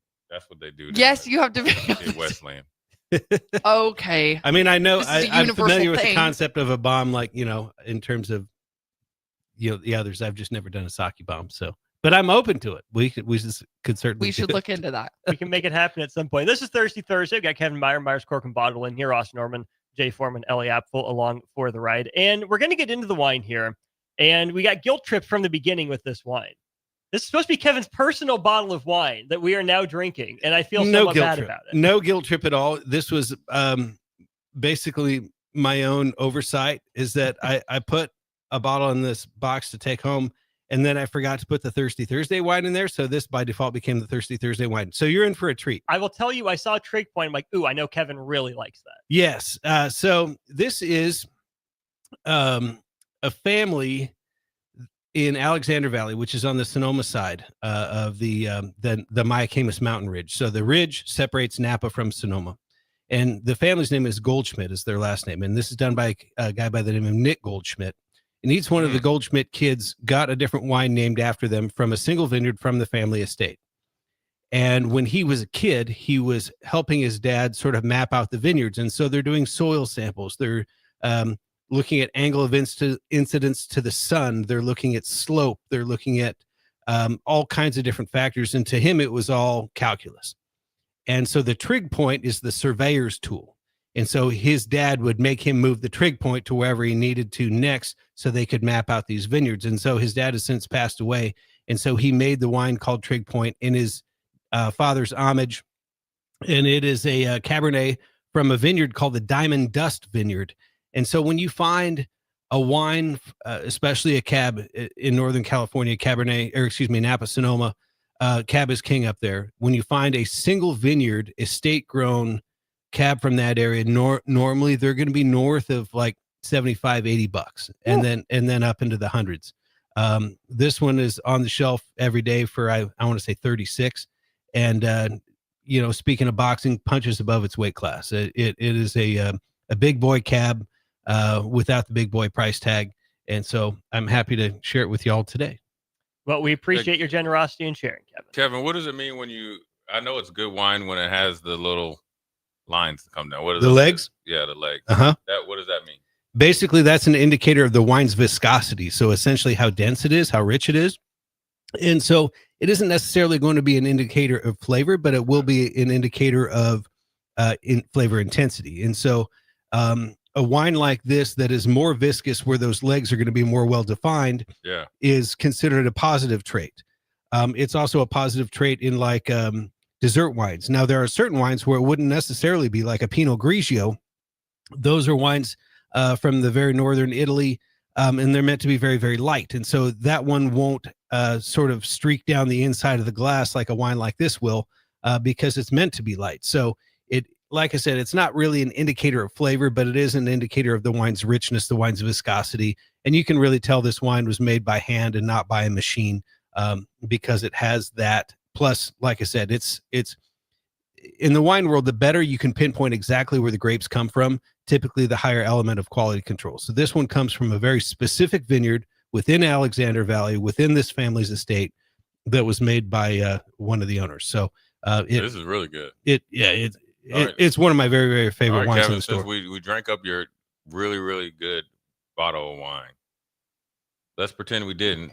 What are you throwing on the grill with this wine? Well, or is this a wine that you're going to drink before you or while you're grilling? This is a wine that will still benefit from a good high quality protein. Now, it just so happens tonight at lunch, I went and thawed out some bone-in chicken quarters. So that's the breast and the leg, and and the thigh together. And so I know what it is. All right. Well, I'm just telling for the people at home. We call them leg quarters. Leg quarters. Yeah. Yeah. And so those are marinating right now, and just kind of a basic got Jay hype, Kevin. Classic Italian. Kevin. Jay got dinner plans now. So yeah, we've got it's sitting in cider vinegar, fresh virgin olive oil, Italian seasoning, and salt and pepper, and so it's just thawing out right now. So then it's going to go home, go on the smoker at about, well, it's not really smoker, it's a pellet grill, at about 375 for a good solid hour and a half.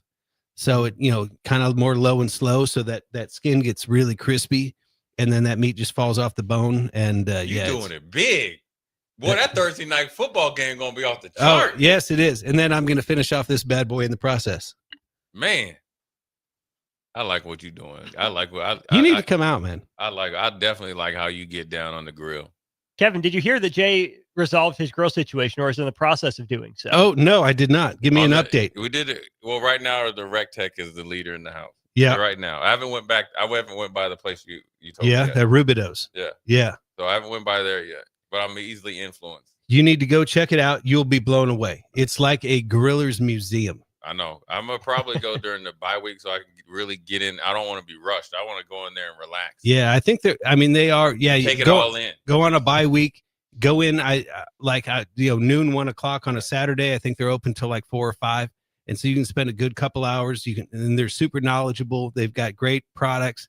They've got real pellets, not just the stuff that's sort of compressed plastic. This real hardwood pellets. Every kind of rub you can think of, and even like stuff for your patio. I mean, it's really cool. And then they got weird stuff like air compressors and speaker equipment. It's just kind of a dude's place. Paradise. Yeah. Man cave you can buy stuff from. Yeah. Oh yeah. And it's like the ultimate, like, what do you call that when you don't plan on buying something, but you do anyway? Impulse buy. Oh, it's the ultimate impulse buy place. I end up spending way too much money there every time. But it's always for a good cause. There's nothing wrong with spending money on your patio and on grilling. And they're local. So, they're local. Yeah. You know who else is local? Myers Cork and Bottle. Located where? 13th and South. Indeed. You know what else is going on at Myers Cork and Bottle? What's going on at Myers Cork and Bottle? Our fall wine sale. Oh, fall wine sale, baby. Yeah. So we're doing we're kind of trying to amp it up and do something aggressive. So we're doing a buy 4 wines, get 1 free. Woo!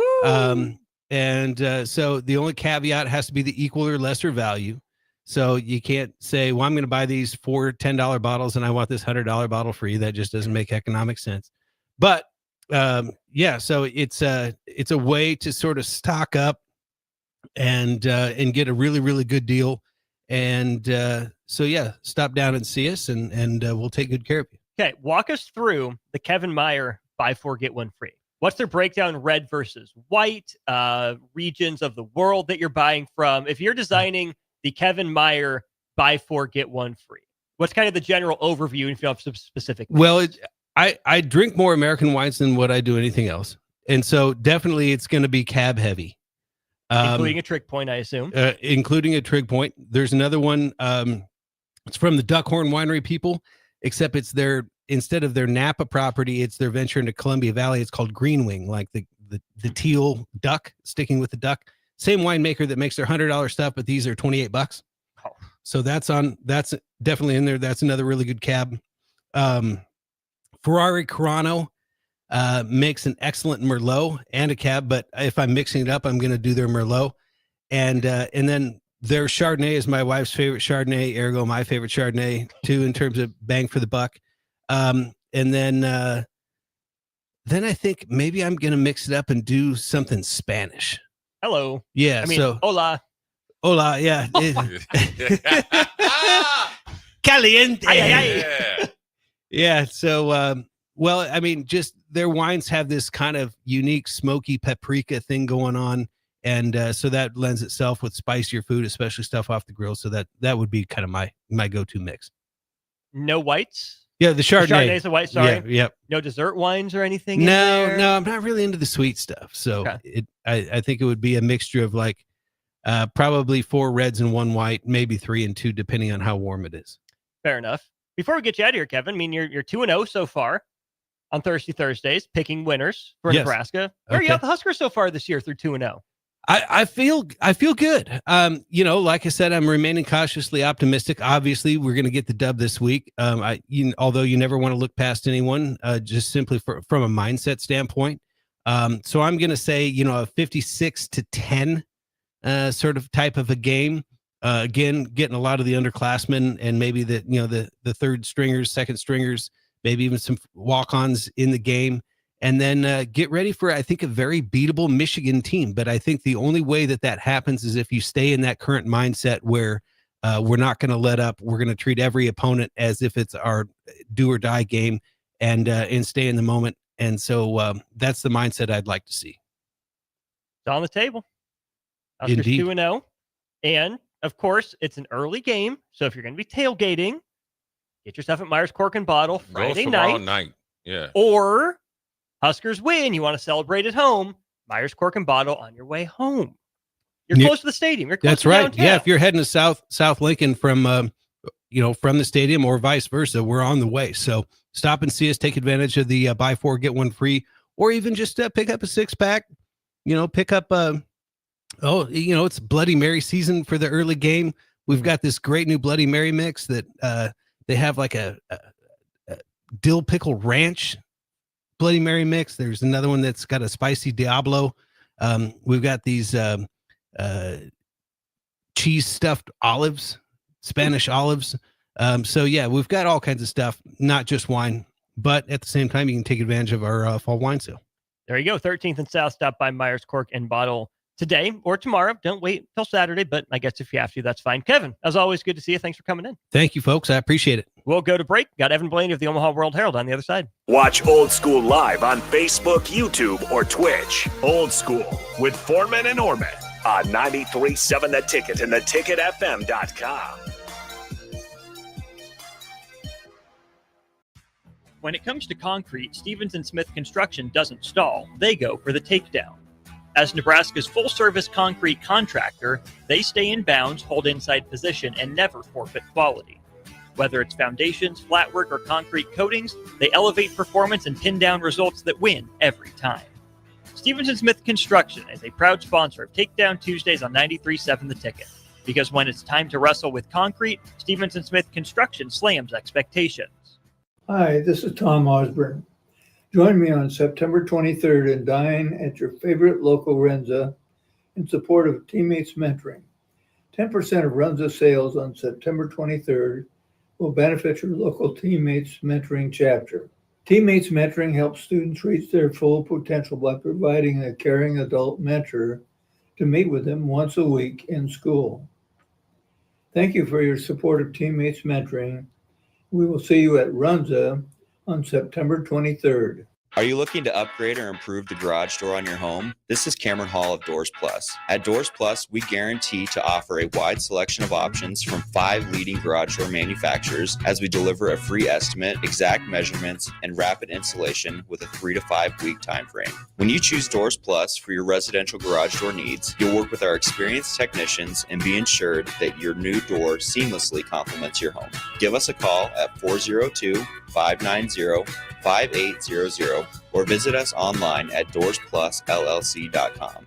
Doors Plus, garage doors, and more. Experience the Landmark difference with the next level of dealer support. Landmark, your local John Deere dealer, continually works to have parts on hand the first time you walk in the door. Our internal route system means we can get the parts to you typically same or next day to keep you up and running. At Landmark, we understand time is money. Get more uptime with our after-hours parts and service support on the phone or in the field. Stop by your local Landmark today to experience the Landmark difference. Starter Heyman Jewelers is celebrating 120 years as Lincoln's top choice for fine jewelry. Join us for our anniversary sale going on now through September 14th. Enjoy an exclusive 20 to 75% savings on dazzling diamond jewelry, exquisite rings, and luxury watches. This once-a-year event is our way of saying thank you to a community that has supported us over a century. Come enjoy our lowest prices of the year and celebrate this milestone with us now through September 14th at Starter Heyman Jewelers. You've been accused of a crime and don't know where to turn. At Liberty Law Group, we understand that a call to an attorney is a call for help. If you're up against the legal system, you need an attorney you can trust to handle your case with professionalism and compassion. Liberty Law's experienced trial attorneys are committed to the defense of liberty for those accused. Don't let a criminal charge ruin your life. Call Liberty Law Group at 877-42-LIBERTY. Advocates you need, trial attorneys you can trust. That's 877-42-LIBERTY.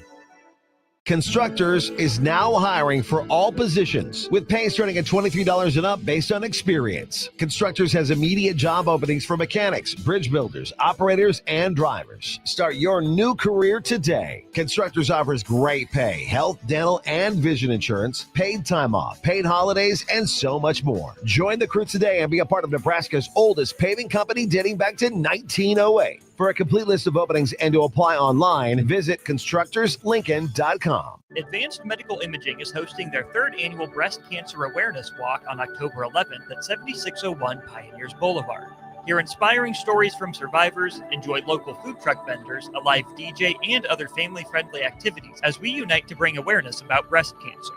Check-in begins at 8:30 a.m. with the walk starting at 9. Register your team today for Advanced Medical Imaging's 3rd annual Breast Cancer Awareness Walk online at amimaging.com. Let's walk for those we've lost, for those still fighting, and for a future without breast cancer. Nutrition Authority invites you to try Blitz 250. Blitz 250 is a fully loaded pre-workout for those who want the most out of their workouts. Blitz 250 is safe for sport and banned sepsis free. Blitz 250 can only be found at Nutrition Authority. For location info, check us out at mynutritionauthority.com. Back to Old School with Foreman and Orman on 93.7 The Ticket and theticketfm.com. We're back here on Old School. Austin Orman, Jay Foreman, the Old School crew. We're headed to our Allo Fiber VIP line where we're joined by Evan Bland of the Omaha World Herald. Evan, it is a Thursday, not a Wednesday. Thanks for finding some time for us. Anyways, how are you, good sir? Doing great. This is, it's heating up a little bit, and we're almost at, a quarter of the way through football season. Time's flying, doing well. Almost a quarter of the way through football season is just crazy to think about. 1 out of every 6 games Nebraska is going to play in the regular season has already been played. Are you officially in the football routine? Are you still settling in? Where are you at with your fall routines? Yeah, I think I'm there. I mean, it took a little while. Fall camp was a little bit disjointed or I guess fluid in that way. And of course you have the Thursday night opener, which is a little bit different, but I think we're in that rhythm now. And usually by this time of the week, you have a pretty good sense of what to expect. And the storylines have been kind of played out or at least discussed, I think to a satisfactory point. And, I think Nebraska's in this nice little routine too of staying home for the next few weeks. You got Houston Christian and Michigan and a bye week, and you're not going on the road really until October. So if I'm feeling in a rhythm, I'm sure they're all the more feeling like they've got the pace down to, be ready to roll here for these next few weeks. Matt Rhule talked a little bit about that, feeling like a home game, but still being on the road and now really settling into the home routines. Do you think it's good for this Nebraska team to be able to be within a 3-hour radius of Lincoln and Kansas City, but really at home for the first 5 games truly? Or do you think that this would have been a team that, hey, you don't drop the schedule, you're not in full control of it, but it would have been nice to get this team out to a true road environment earlier than mid-October? Now, I think you always would like to stay closer to home if you can every year. I mean, just by the nature of the sport now, there's going to be so much turnover. You're going to be breaking in new players, and any advantage you can get while they're kind of figuring themselves out and figuring, what they're good at as a team, like that's always going to be beneficial. And I think we've seen Nebraska have it the other way for so long. I mean, 21 at Illinois and 22 at Ireland, and you had the 2-step with Minnesota and Colorado and Matt Rhule's first year. And I just felt like when you lose games like that, it's so hard to get momentum back. And right now they've got it. I mean, you had the friendly confines in Kansas City where Nebraska pulls out a close win, and they're all but certain to be 3-0 by the time Michigan comes to town, and that should be an up for grabs sort of 50-50 kind of game, you would think, going into that too. So I think in college football more than a lot of sports, like there's just momentum in early season is so valuable to where if you can become 3-0 or 5-0 or whatever it might be, like you start building up, I think, a belief that sort of snowballs the rest of the way. So it's been a long time since Nebraska's fallen into that category, but maybe the way the schedule lines up will help them. Matt Rhule said something today in a pretty long answer about Dylan Raiola, about how the team is better, or at least guys are playing better around him. Where have you seen through 2 games the biggest strides made for Nebraska football compared to where they were the last couple of years of Matt Rhule's tenure? Well, I think they're just showing incremental growth in a lot of areas. I mean, you talk about Raiola specifically. I thought Rhule's answer was really good about just some of the ways that Raiola affects things at the line of scrimmage before a snap, where he's looking so far ahead and so advanced in his diagnosis that sometimes he's flipping protections, not even just to protect himself, but to maybe set up a running back who can leak out for a big play, or just he's playing chess when I know a lot of maybe younger quarterbacks in his situation would be playing some checkers. And so I think you got to start with him. Just the early pace that he's on, 6 touchdown throws, no interceptions, no turnovers of any kind, completing passes at nearly an 80% clip. Like, these are all things that are going to win you a lot of games, and individually are going to put him up for a lot of honors and accolades. So I think you got to be impressed with that. I think special teams has gotten better. It's inching closer to being an asset for what this team wants to do. I would expect the return game this weekend maybe to have a potentially big day. Ja'Cory Barney is a punt returner. Maybe this kind of feels like it could set up as a big afternoon for him. And then defensively, I mean, maybe we're not talking about it enough, but that secondary, the way that it's started, is a clear strength across the team. It's going to be, I think, a group that will be an asset all year long. Maybe so much so that it actually buys the defensive line some time and can produce some coverage sacks, just because of, Nebraska essentially has 3 corners that they feel like they can start and they want to get on the field, and Sear Wright and Andrew Marshall and Donovan Jones, and not to mention their veteran guys at safety. So I think all those areas you feel better about where they are than last year. And, again, this week's going to be about depth, and can you keep that killer instinct against an overmatched FCS team and keep that momentum going into that big one next week? I think that has been a big question for Husker fans, and Matt Rhule even said it. He pointed back to a previous game, and where is the killer instinct? He was asking that at halftime. The Louisiana Tech game after the lightning delay that he brought up today. Nebraska sure found that after halftime against Akron. Evan, how did you take not only the Matt Rhule halftime speech that leaked and the reaction to it? How does that maybe help frame what you saw from Nebraska in the second half against the Zips on Saturday? Yeah, I think it adds context.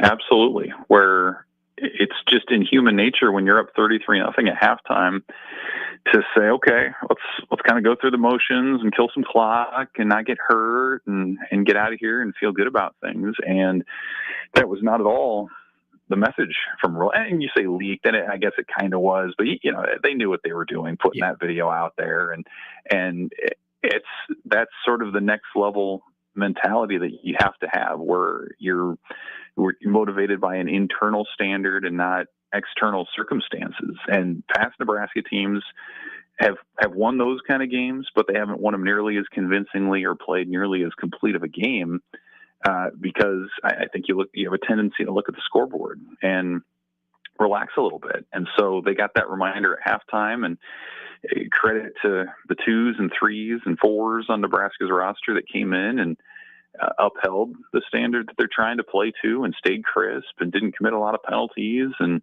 made tackles and did all these things. And so, to me, that's the question for this week then, was that sort of a one-time thing under the lights, where it's a little bit easier to get juiced up, or is that part of the new DNA of this team, where you are just going to go out there and realize that game day film is precious and you're only going to get limited amount of snaps and chances to show what you can do? Like, if they can put together another strong 60 minutes like that, I think that's a really strong sign that this team's ready to start putting people away, as opposed to just kind of hanging on and playing in a ton of close games. Not that they're going to be blowing out Big Ten teams, but I do think that would be representative of a lot of the culture talk that we've heard in the offseason. If they're able to go out and even though they're going to have more talent than Houston Christian, if they can also have that mental edge, I think that's notable for what's ahead here in the next couple months. It seems like the coaching staff believes that it has enough depth too, to where if the first team isn't upholding the standard, it seems like this coaching staff, with the roster it has right now, won't be afraid to yank someone that's not upholding the standard in favor of someone that will. And I don't think we could have said that the first couple of years under Matt Rhule, Evan. Yeah, I think that's true. We saw certainly the first couple of years they kept guys in because the drop-off was so big that you really couldn't afford to go another way if you're still trying to win the game. And it's not everywhere. I think there's still some positions where you'd look at and say you'd like it to be a little deeper, where you can still see a gap between who the starter is and the next group of guys. But I think, too, there are a lot of positions where you feel like they're as healthy as they've been in a long time. I mean, you mentioned the secondary.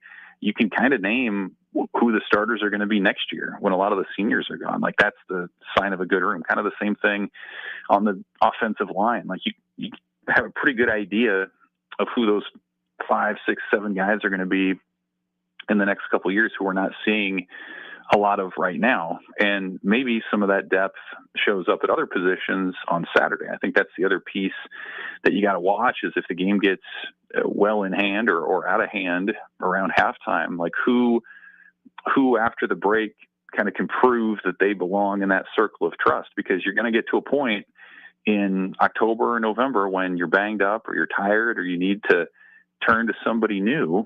And sometimes who that person is comes out in a game like Houston Christian when they show that they're not afraid of the lights and they step up and can play the same way that they do in practice. So there's definitely value in that. And I think, again, depth is going to be so important when you're playing the kind of a schedule grind that the Big Ten is.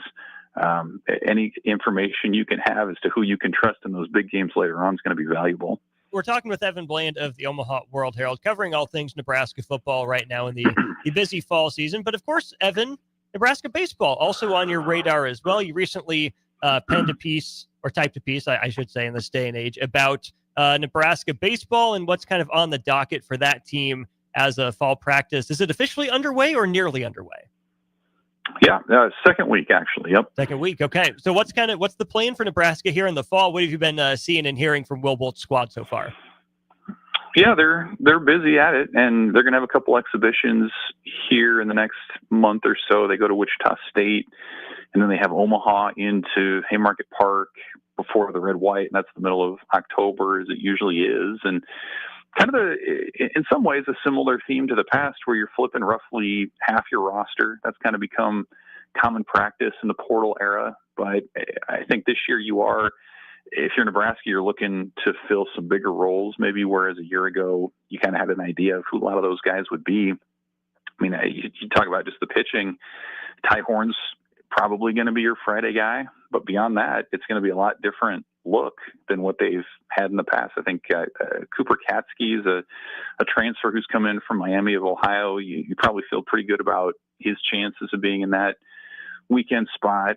They want Tucker Timmerman to be a starter, and we saw him in some prominent weekend roles in the past, but he's going to be out this fall with just a minor surgical procedure, so he'll be back in the spring. You're going to need a new closer. A couple different places where they can look to that. Maybe Kevin Manel, who's a transfer coming in from Mississippi State. And then the lineup is kind of interesting too, where you have most of your infield back, but Nebraska kind of recruited expecting a lot of those guys to move on. Sure. Joshua Overbeek's at third, and he got extra eligibility because of that NCAA ruling last winter. Dylan Carey didn't get drafted, so he comes back. So they're in kind of an interesting spot where you have a lot of these infielders that have come in, guys like Jet Buck or Nico Newhan or a few of these other kind of power-hitting newcomers who are getting looks now in the outfield too. So I think Nebraska's kind of got this plan where they feel like they've got big sticks with versatile athletes, and then kind of how do you piece that all together? That's what they're working through right now. And not that they're going to, I think, define a ton of roles here in the next month, but especially in this portal era, like, it's not just about what you can do on the field. It's also about your personality and how you kind of fit in and how quickly you can come together as a team. So that's what they're working through right now, and I'm sure they're going to learn a lot here in the next month. And then obviously you're going to have to piece that thing together before first pitch in mid-February. Couple returners to ask you about before a question about a newcomer. We'll start on the bump. Carson Yasa, how did his summer go? Is he ultimately anything more than Cam Wynn 2.0? What's kind of the plan for him from Rob Childress and the staff? Yeah, really interesting player. He redshirted a couple years ago. He got some looks last year as a midweek starter, and one of those guys with maybe some of the best swing and miss stuff on the staff, but also a guy who his command has eluded him often. I mean, you look at what he did. He went to the Cape Cod League this summer, which tells you about his upside. He was among the league leaders in strikeouts, but also in walks. So that's not something that Nebraska coaches are going to tolerate a lot of. Rob Childress despises free passes. That's kind of objective number one, is to put the ball in the strike zone. So they're working it through with him. I think coaches believe that he absolutely has front of the rotation upside, but if the command's not there, they're going to have to find another role for him. Maybe that's midweek. Maybe that's in the bullpen in the 8th or the 9th. That's a possibility. Had a chance to watch him throw a little bit yesterday, and guys were hitting him because he's so focused on getting it into the zone that sometimes it's too good of a pitch. So a guy with a lot of ability. I think his role is to be determined, but somebody that if it ever clicks and that command comes into place, like somebody who could really take that next step pretty quickly. How similar or different are the challenges that Yas is facing compared to what a guy like Drew Christo went through in his time at Nebraska? Yeah, somewhat similar. I mean, Christo was a higher profile recruit than Yasa was. He was a kid out of Colorado, kind of, he had the physical tools, but was a little bit more under the radar than Christo. I don't think he had sort of the expectations that Drew had to deal with. But I mean, yeah, some of the command stuff is similar, where you can see the abilities there, and just know that if he is able to consistently put the ball in the zone and produce quality pitches, like that, the stuff is going to play. And that's kind of what Nebraska did with Christo, is he smoothed things out toward the end of his career. And what they're trying to do with Yasa is to say, trust your stuff. Like, it's good enough. Put it in the zone. Don't worry about getting hit, and just let the velocity and the movement play. And so again, he's working through it. He's had some flashes where you can just say, whoa, like this guy clearly has some ability, but you just can't get away with the free passes at that level. And that's just what they're working through still. The other returner I want to ask you about is on the opposite side of the ball. Devin Nunez, utility guy for Nebraska, a lot of infield last year, but you mentioned he's one that's taking some reps in the outfield. How does it seem like it's going for Devin Nunez out there on the grass? Yeah, I mean, he's looking more natural out there. I think people that maybe remember him last year, he was a DH infielder type, and he had a few games in, I believe it was left field, and it wasn't always maybe the sharpest defense. So I think that was an area that he really focused on during summer ball, and now they like him as a center fielder. I mean, that tells you how much growth he's had in the outfield. And one of Nebraska's best hitters last year kind of came out of nowhere as a freshman out of the state of Texas, who maybe wasn't expected to be a huge contributor on that team last year. But I think part of it is they feel like the infield is pretty well stocked. And so, kind of like I was saying earlier, you're taking these infielders and moving them into the outfield and kind of finding plug and play, trying to find the best combination of guys. I think they feel like that Nunez's defense has been good enough, but his bat certainly is good enough that you're trying to get him into that lineup as well. So they feel like, this is a kid who hit above 300 with power last year, and he had a pretty good summer, and they feel like there's another big step for him as he makes that position change. And clearly they like him. Was there ever any question about Devin Nunez dabbling in the transfer portal, or has he been pretty solid on Nebraska? I mean, you always keep an eye on that kind of stuff, especially from guys who aren't from the region or the state. So, I mean, I'm sure if you're a casual college football coach perusing the portal, like, those are going to be numbers in a situation that would stand out to you. But as far as I know, he enjoyed his first year here, and certainly he had an opportunity to play and took advantage of it. And that's one thing about portal life, is if you move on, you're starting over at a new place and learning a new team and proving yourself all over again. I think he did a lot of that at Nebraska in the spring, and feels like he can take another step. And certainly he's much more established now as a rising sophomore than he was in the spring. Last guy to ask you about then on the newcomer side, you wrote about some freshmen, one of them making a big splash so far, according to Ty Horn. Cooper Grace out of the Topeka area, like you say. What's the deal with Cooper Grace? How is Nebraska able to land him? What have they been seeing from him through fall ball? Yeah, I think their freshman class is pretty strong. It's a reflection in a lot of ways of just how deep college baseball is getting, where a lot of these guys are available and more willing maybe to play in college than they were 5 or 10 years ago. And Grace was a guy who, on their first day of scrimmage, to hear Ty Horn tell it, comes up and hits a home run in his first at bat without taking batting practice, and then he toes the mound and strikes out the side. So, I mean, that's a heck of a way for a true freshman to come and make an impression on his new team. And he was a guy who was pretty highly recruited. He committed to Nebraska, I think it was about a year and a half ago, over some pretty notable offers, Dallas Baptist and a lot of the Kansas schools and Creighton and some others. And one of the things that put Nebraska over the top at the time was that they were willing to let him try to be a two-way guy. A lot of the other places saw him as a pitcher only, and that's probably his area of strength. But Nebraska obviously has had some success with those guys in the past, most recently Spencer Schwellenbach a few years ago. So they're not opposed to letting guys do that if they can prove themselves. And so early returns are good. We'll see how that continues through the fall and if that's still a possibility in the spring, but pretty good early returns for Cooper Grace. If he is going to be a two-way guy, I assume bullpen to start, but then offensively and defensively, if he's in the lineup, is he going to DH and pitch? Does he end up on the dirt, on the grass? What's kind of their vision for him so far?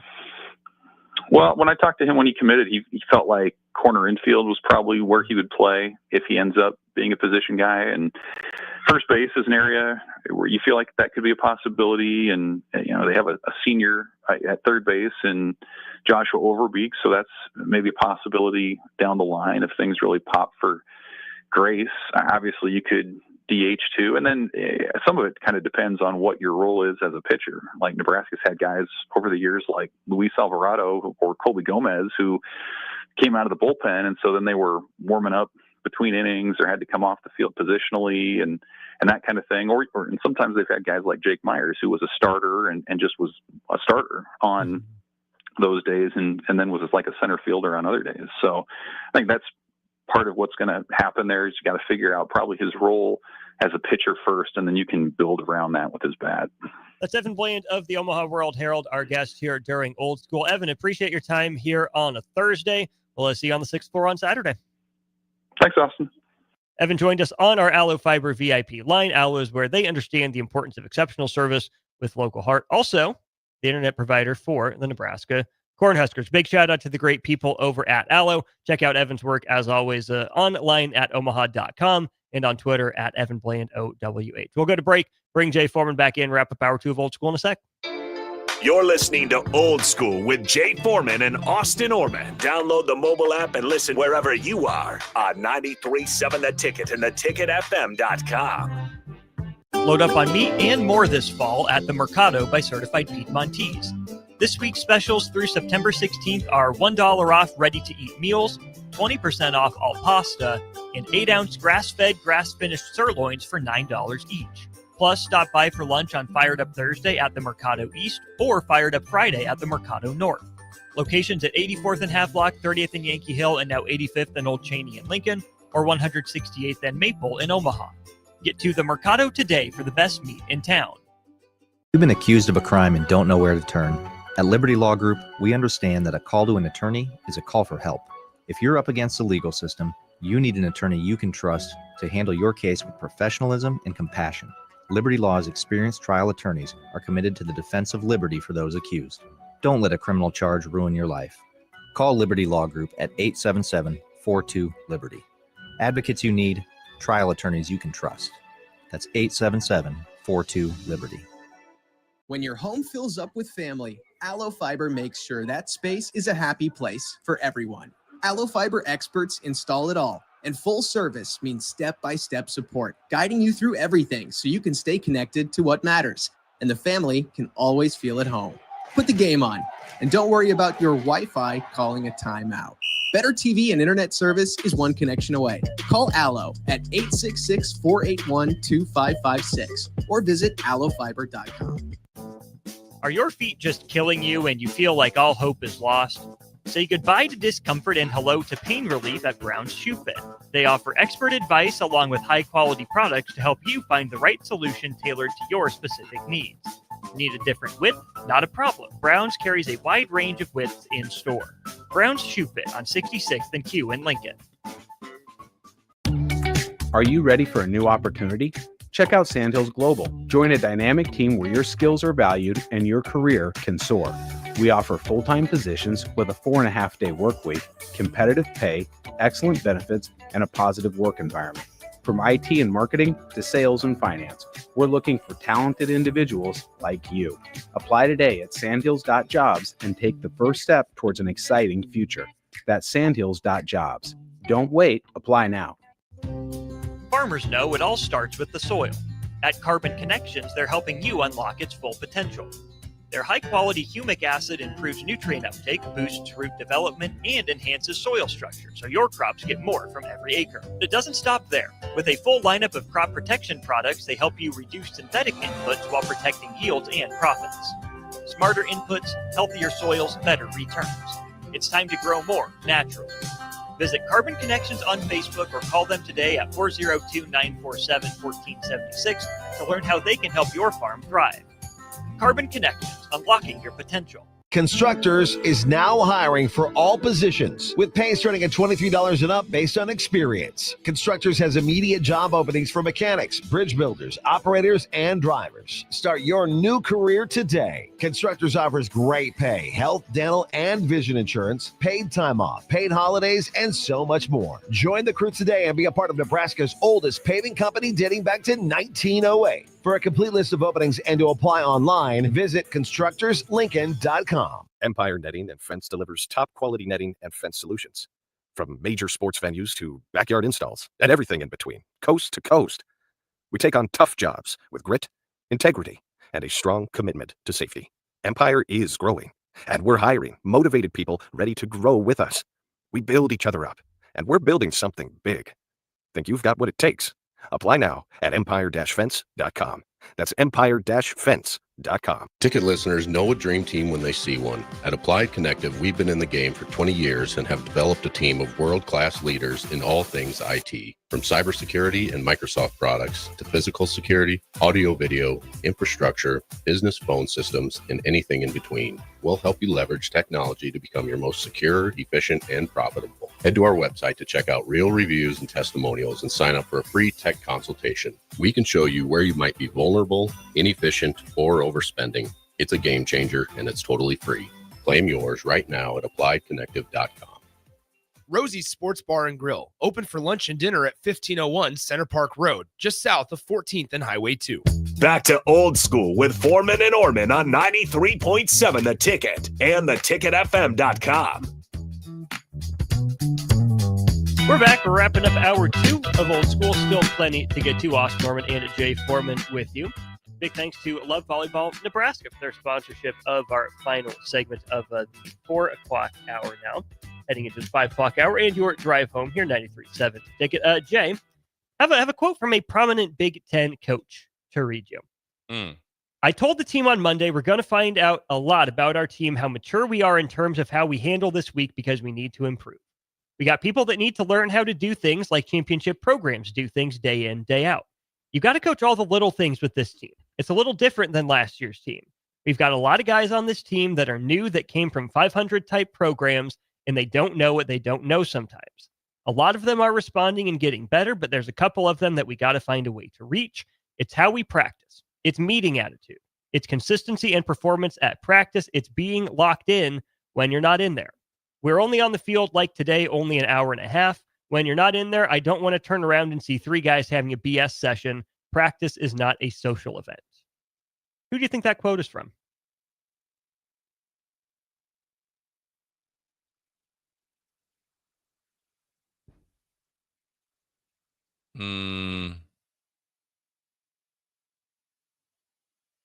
Lincoln Riley? Kurt Cignetti.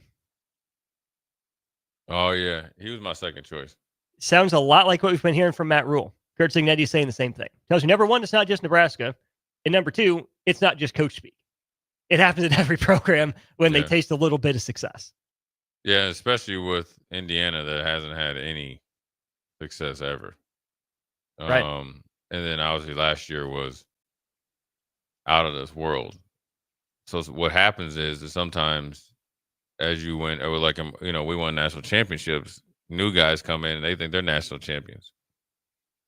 No, sir. And they hadn't earned anything. So then they start to think they automatically come in with entitlement and they kind of ride the wave. And so that's where Cignetti's at. And also now he's facing being the hunted versus the hunter. No matter what the schedule that they set forth is, that they're going to give people's better effort or best effort. They're not fooling anybody with the way that they run offense, defense, or special teams. And so, he's dealing with the growing pains of being a, well-respected, program. And the players have to, understand that some of the things that they did last year they won't be able to get away with, but then also they got to play better for longer periods of time, and it's not going to be as easy as it was last year, and nor should it be. You won a lot of games. You were in a college football playoff. The coach got a new contract, so the pressure is on. The standard, needs to continue to be very high, and then obviously raised, as need be. Thought that was a really interesting quote from Curt Cignetti on top of everything we heard today and really over the last couple of weeks from Matt Rhule about raising the standard of maturity and just the standard in general for Nebraska football. We'll go to break. We got hour 3 of Old School coming up. Don't forget Thursday night football on these airwaves. Pregame will hit at 6:30, so you're fine to keep it here on your 93.7 The Ticket dial on your radio. But then 6:30 comes. We got Commanders and Packers on the air. One more hour of Old School next on The Ticket. Watch Old School live on Facebook, YouTube, or Twitch. Old School with Foreman and Orman on 93.7 The Ticket and theticketfm.com. Make this your best football season yet with help from Limitless Mail. If you're struggling with low energy, muscle loss, brain fog, belly fat, mood swings, it's likely low testosterone, and Limitless Mail can fix that. We've helped over 100,000 men feel stronger, leaner, sharper, and more like themselves again. Don't sit on the sidelines this season. Take control. Book your free consult today at limitlessmail.com. That's limitlessmail.com. Farmers know it all starts with the soil. At Carbon Connections, they're helping you unlock its full potential. Their high-quality humic acid improves nutrient uptake, boosts root development, and enhances soil structure, so your crops get more from every acre. But it doesn't stop there. With a full lineup of crop protection products, they help you reduce synthetic inputs while protecting yields and profits. Smarter inputs, healthier soils, better returns. It's time to grow more naturally. Visit Carbon Connections on Facebook or call them today at 402-947-1476 to learn how they can help your farm thrive. Carbon Connections, unlocking your potential. Are you looking to upgrade or improve the garage door on your home? This is Cameron Hall of Doors Plus. At Doors Plus, we guarantee to offer a wide selection of options from 5 leading garage door manufacturers as we deliver a free estimate, exact measurements, and rapid installation with a 3 to 5 week time frame. When you choose Doors Plus for your residential garage door needs, you'll work with our experienced technicians and be ensured that your new door seamlessly complements your home. Give us a call at 402-590-5800 or visit us online at doorsplusllc.com. Doors Plus, garage doors and more. 93.7 The Ticket, Fox, KFXL weather. Sponsored by John Henry's Plumbing, Heating, and Air Conditioning. The Lincoln forecast for today, we'll see mainly sunny skies and it will be breezy. See an afternoon high around 87. Tonight, a slight chance of showers and storms. Otherwise, partly cloudy skies, below around 70. And tomorrow, we'll see mainly sunny skies. It'll be breezy and hot with a high around 93.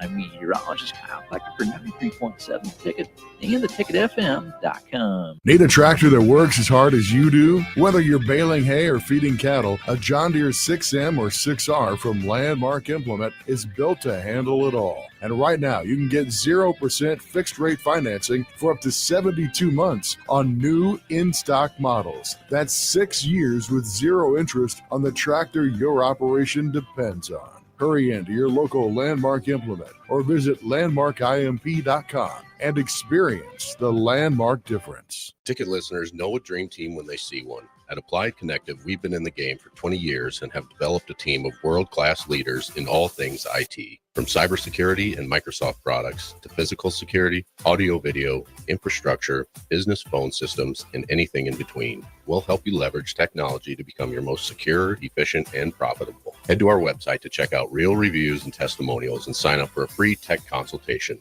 We can show you where you might be vulnerable, inefficient, or overspending. It's a game changer, and it's totally free. Claim yours right now at appliedconnective.com.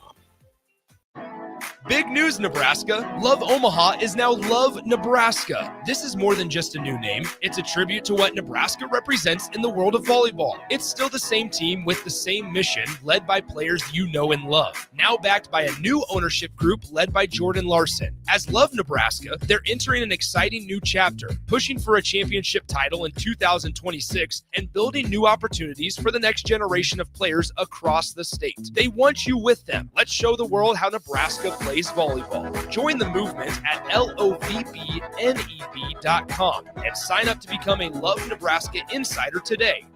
Oh, Kansas. Here we go. Second half today. You just don't stop giving, do you? Green flag, we're underway. The closest finish in NASCAR Cup Series history.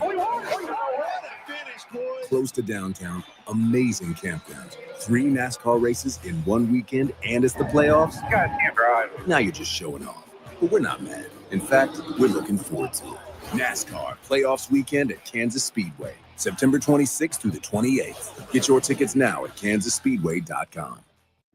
At Fairway Meat Market, your family. And as part of the family, they want to save you money on your meat and groceries. Now through September 14th, enjoy 10-ounce USDA Choice Top Sirloins for $7.99 each.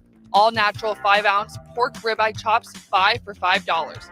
All natural pork belly, $3.99 per pound, and Busch Light 30 packs for just $18.99. That's all at Fairway Meat Market in the Rockledge Square Shopping Center just south of 84th and Van Dorn. This is Lincoln's home for sports talk on the FM dial. Also online at theticketfm.com. On the internet. KNTK FM Firth, 93.7 The Ticket.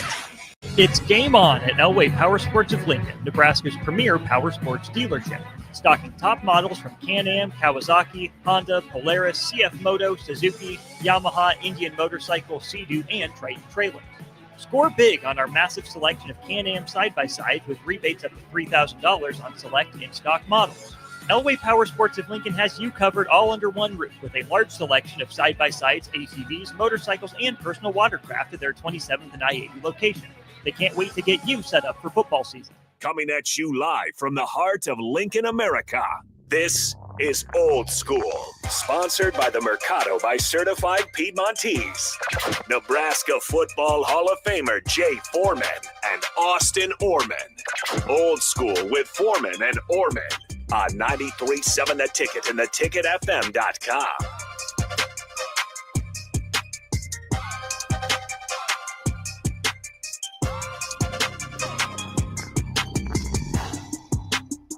What up, Old School to New School Way? Jay Foreman, Austin Norman on this awesome Thursday. We are brought to you by the Mercado Certified Piedmontese Special Ingredients Butcher Shop.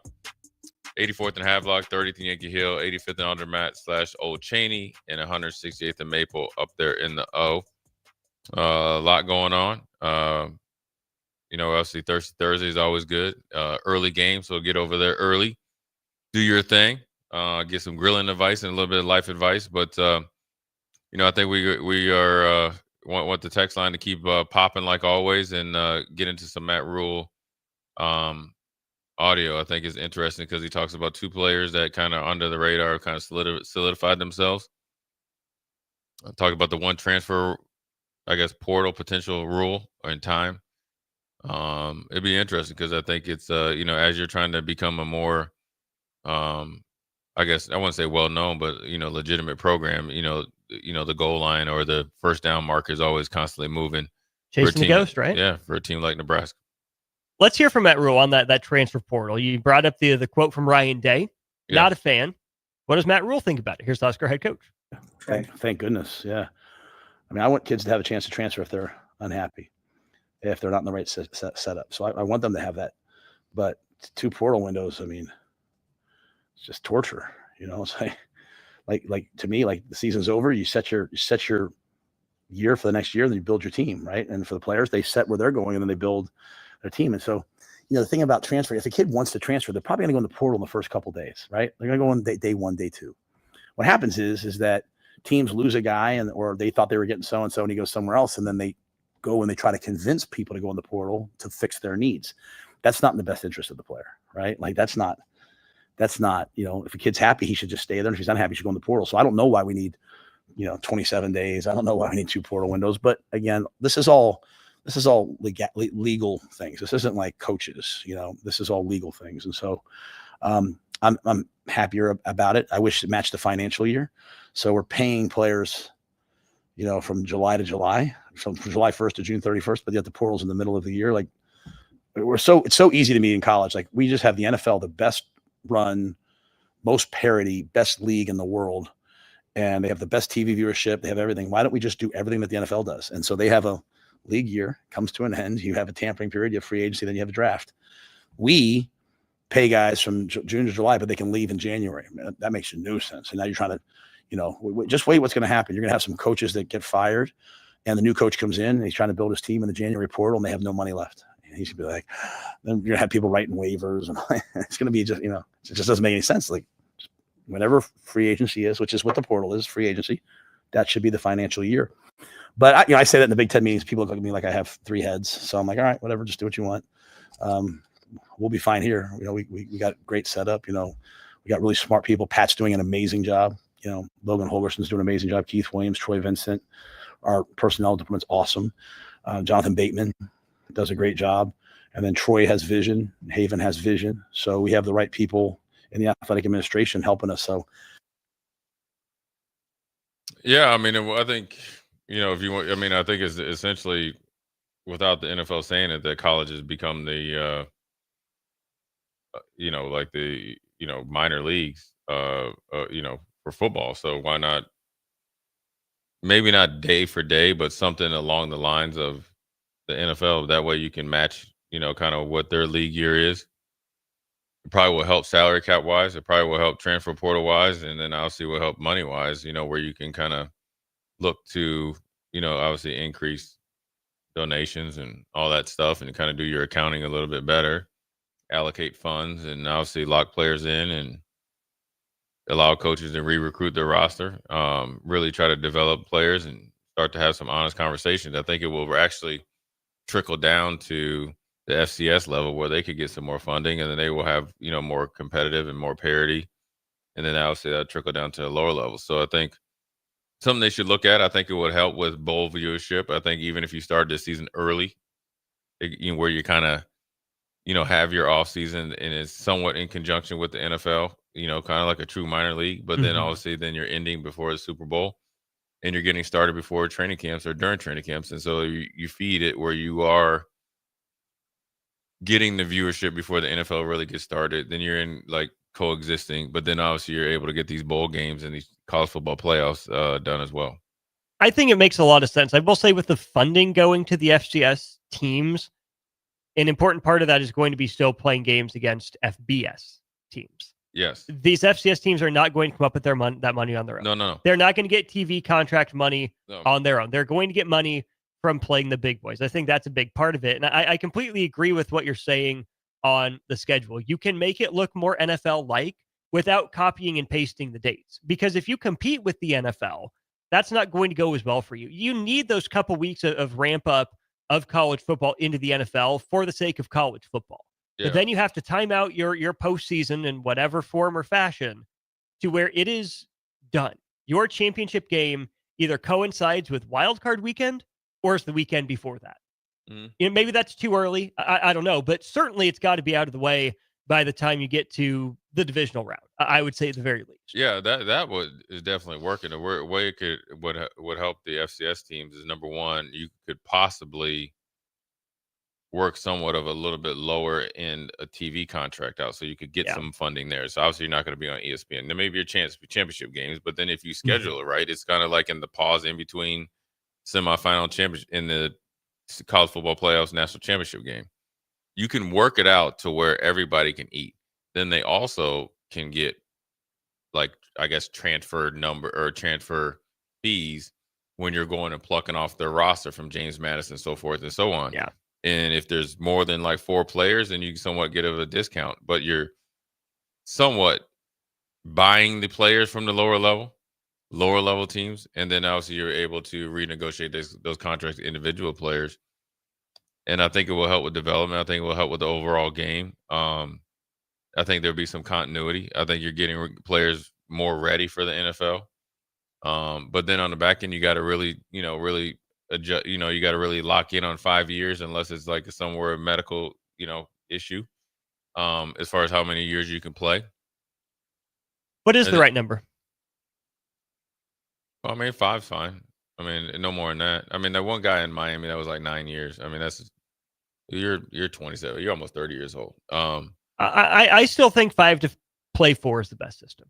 I don't mind that. Unless you're still in school, right? If you're pursuing a master's degree and you're legitimately taking classes, so be it. But you have to be enrolled in a, master's program or whatever to be able to play anything more than 4 years. Like, I still think that it was an unnecessary sort of leap.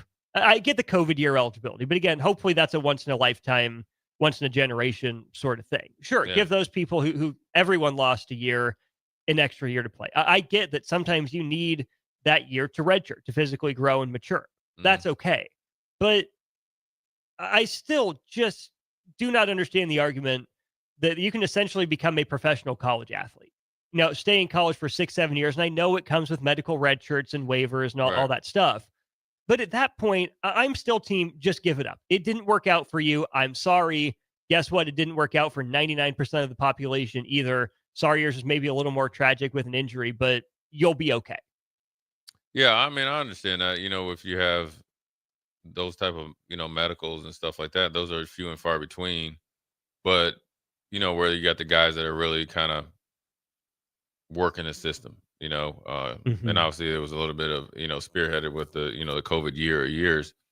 And then with the whole JUCO thing, if you can play 1 or 2 years in JUCO and not even get any eligibility. So if you do 5 for 4, you're looking at 7 years right there of somewhat of college football. So I think how that really coincides with the transfer portal rule will actually bring some continuity and some clarity.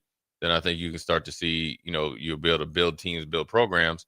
Well, then also I think it will boil into the TV money. So then you will actually have real rivalries again, and the ones that really mean something. Whereas like in something on the line, but they really made a lot of concessions of where you were able to, like on my recruiting trip, I came down, I had to come by myself. Now that, they can pay for it and have your parents come. Right. So you can make a more educated decision. You're doing a lot more unofficial visits during the season, official in the off season. Whereas like I just came down to Nebraska, I had to make a decision. Now obviously there's phone calls and everything like that. So I think that will eliminate the jumping in and out of the portal. I agree with Coach Rhule, where it's like, your problems over there because you lost a couple players or a different position doesn't become my problems where you come and take my players. Now, money talks and what walks. And so that's where you're going to get pushback is like, how are you going to stop players from benefiting off of the situation that they're in? If we have a really good group of linebackers, in our 2 or 3 deep, and Florida State is, or I shouldn't say Florida State. But no, it makes sense. That's a perfect example in this case because their former coach left. Hey, I'm deficient. Or it's just position. Another team that just has a rash of injuries. So be it. I mean, I don't know if it's confirmed or not, but like Oklahoma State has had a whole bunch of quarterbacks get hurt. I was told like a kid that ain't played football that's local, Noah Walters, is on their team. Oh, I mean, just that like you just opportunity knocks, you got to be there and take advantage of it. So. I just think it's one of those things that everybody's got to really try to make the, best decision and go from there. Because if you don't, it will be one of those things like the NBA where you're like, oh, we really messed it up here. How did we get here? How did we get here? You're already facing the potential, donor fatigue. You got revenue sharing. I know it's going to go up to a max of $25 million. Is that going to be the threshold and then you dial it back? Well, if you dial it back, then do you just wait and put those rules in effect then, or do you continue to go up? Well, you can't roll it back, because think about the entire impetus for where we're at now. Right. Is you are limiting players' earning potential. If you cap it at $25 million, $25 million sounds great in 2027, but $25 million in 2027 versus $25 million in 2037, not going to be the same. What I mean roll back is, are you going to have what I'll call is a rookie salary cap? Yeah. That's what I mean. Gotcha. So essentially the guys that are really getting paid are the guys that were at Ohio State that earned it, and Mbukas and all those guys, right? Mm-hmm. And so that's where I'll say where you'll be able to essentially continue to play the long game. But if you're trying to do like what Texas Tech did with that offensive lineman and bringing in guys in that are unproven, that aren't playing, and they're eating up majority of your percentage of the revenue sharing. Now this is this 25 or 20 million, 20.5 million is not all going to the football team. I mean, you got to think a university like Nebraska, where you got a football team, volleyball team that's very prominent and high profile players that need to get compensated, deservedly so. Basketball teams on the uptick, women's basketball team on the uptick. Now you got softball here where you got Jordy Ball, and you're able to go out and knock on some doors and get in some doors based on getting Jordy Ball, which increases your revenue sharing for that team, let alone the track team, both men and women. I know I'm missing somebody. So bowling team, wrestling team, all the above. Wrestling as well. I mean, wrestling's on the uptick. So you're going to have to fund some of that there. You got to really look at it all and not just say, okay, we're going to limit guys and when they can transfer versus, okay, why are they transferring? How do we make it more appealing to stay? If we're starting to see teams, like a uptick of Texas Tech, or when I played Kansas State, that really attacked the JUCOs, but then they would attack the FCS programs. Well, how do we keep them afloat? Because that's a big part of college football. Gary asked something to that effect. Jay, how long will it be before this paying the players trickles down to Division II and the NAIA levels? Just a matter of time. And then when does it go down to high school? But here's the But problem. is it a matter of time? Because think about where this money's coming from. It's the TV contracts. Right. I don't know. Let's take the NAIA example. Right. Wesleyan ain't poor. Okay, let me ask you this. Okay, what is it like? Fort Valley State, that's got it, right? And then you got Wisconsin Whitewater or something like that, and all those other teams. Yeah, St. John's and all those teams. I know some are Division Morningside, all of them. They're already on the network for national championship, so they're getting some TV money. Something. Okay, so if you can somehow convince the powers that be to siphon some of that, like that might only be the network. There's going to be more networks that come out there, right? You're trying to find. Everybody's going to try to find their niche. Oh yeah. And so, I mean, but will the NAIA and D2 ever build anything to their version of ESPN or Fox? Depends if. Well, it's kind of twofold. If they're able to get the players and the coaches that are able to invest in it, along with the programs. Now, that look, I will tell you this, and this might not just be football. There are NAIA programs or a Division III. They have no interest in winning, right? And that's fine. And then there's some that really are winning. They got a lot of private donors, and they're doing very, very well. And they're off in the cut, and they got great facilities, and they're like hidden gems. It will take some it's like you're trying to find the new soil, or like Jerry Jones trying to go in his one last oil rig and trying to get it and strike gold. That's really what it is. It's all about somebody coming in like the NCAA football czar and not just focusing on the known product. It is every single level of improving it, because then it's obviously rising tides, obviously lifts all ships. And that has been one of my biggest critiques of the way sports in general are run, right? We just tied this conversation with the NBA. There's not enough foresight. There's not enough faith. There's not enough confidence that investing in the lower levels will pay off. Why? Because it won't pay off for this generation. Right. It won't pay off for the current leaders. It is going to be better for the sport of football, not just NAIA D2, D3, not just FCS, not just FBS, not just the NFL. If it will be better if they invest in the lower levels. But everyone is so concerned about getting theirs now, when it would take not even 10% of the NFL's annual budget. Right. If you pour that money into the lower levels of college football, say D2 and below, take 5% of your operating budget. And the NFL's making money hand over fist. I know they got plenty of mouths to feed. But you take 5% of your budget, you pour it into these lower levels, invest in coaches, invest in equipment, invest in facilities for these players. It's a write-off for you at 5% of your budget. Now, is it the simple thing to do? Is it the easy thing to do? Not necessarily, because those numbers are enticing. It's essentially charity. Yeah. But it could still be the right thing to do, even if you don't directly see the benefit right now. There's not enough people, I think, running sports that say, hey, maybe this is a little bit of a hit from my pocket and my buddies' pockets, but we know that we love this game so much. We love this game more than we love, looking at the 9-10 figures in our bank accounts, that even if it is a little bit of a hit to us now, we want other people to love the game like we do. So we're going to pour some of this money back as a goodwill gesture for the growth of our game, because we feel like that's the right thing to do. Yeah, I mean, that's the biggest problem is everybody's getting theirs right now. And so it's like a crabs in And a I can't barrel. fault them for that. No, because it's a lot of money out there to be made, and they're making a lot of money.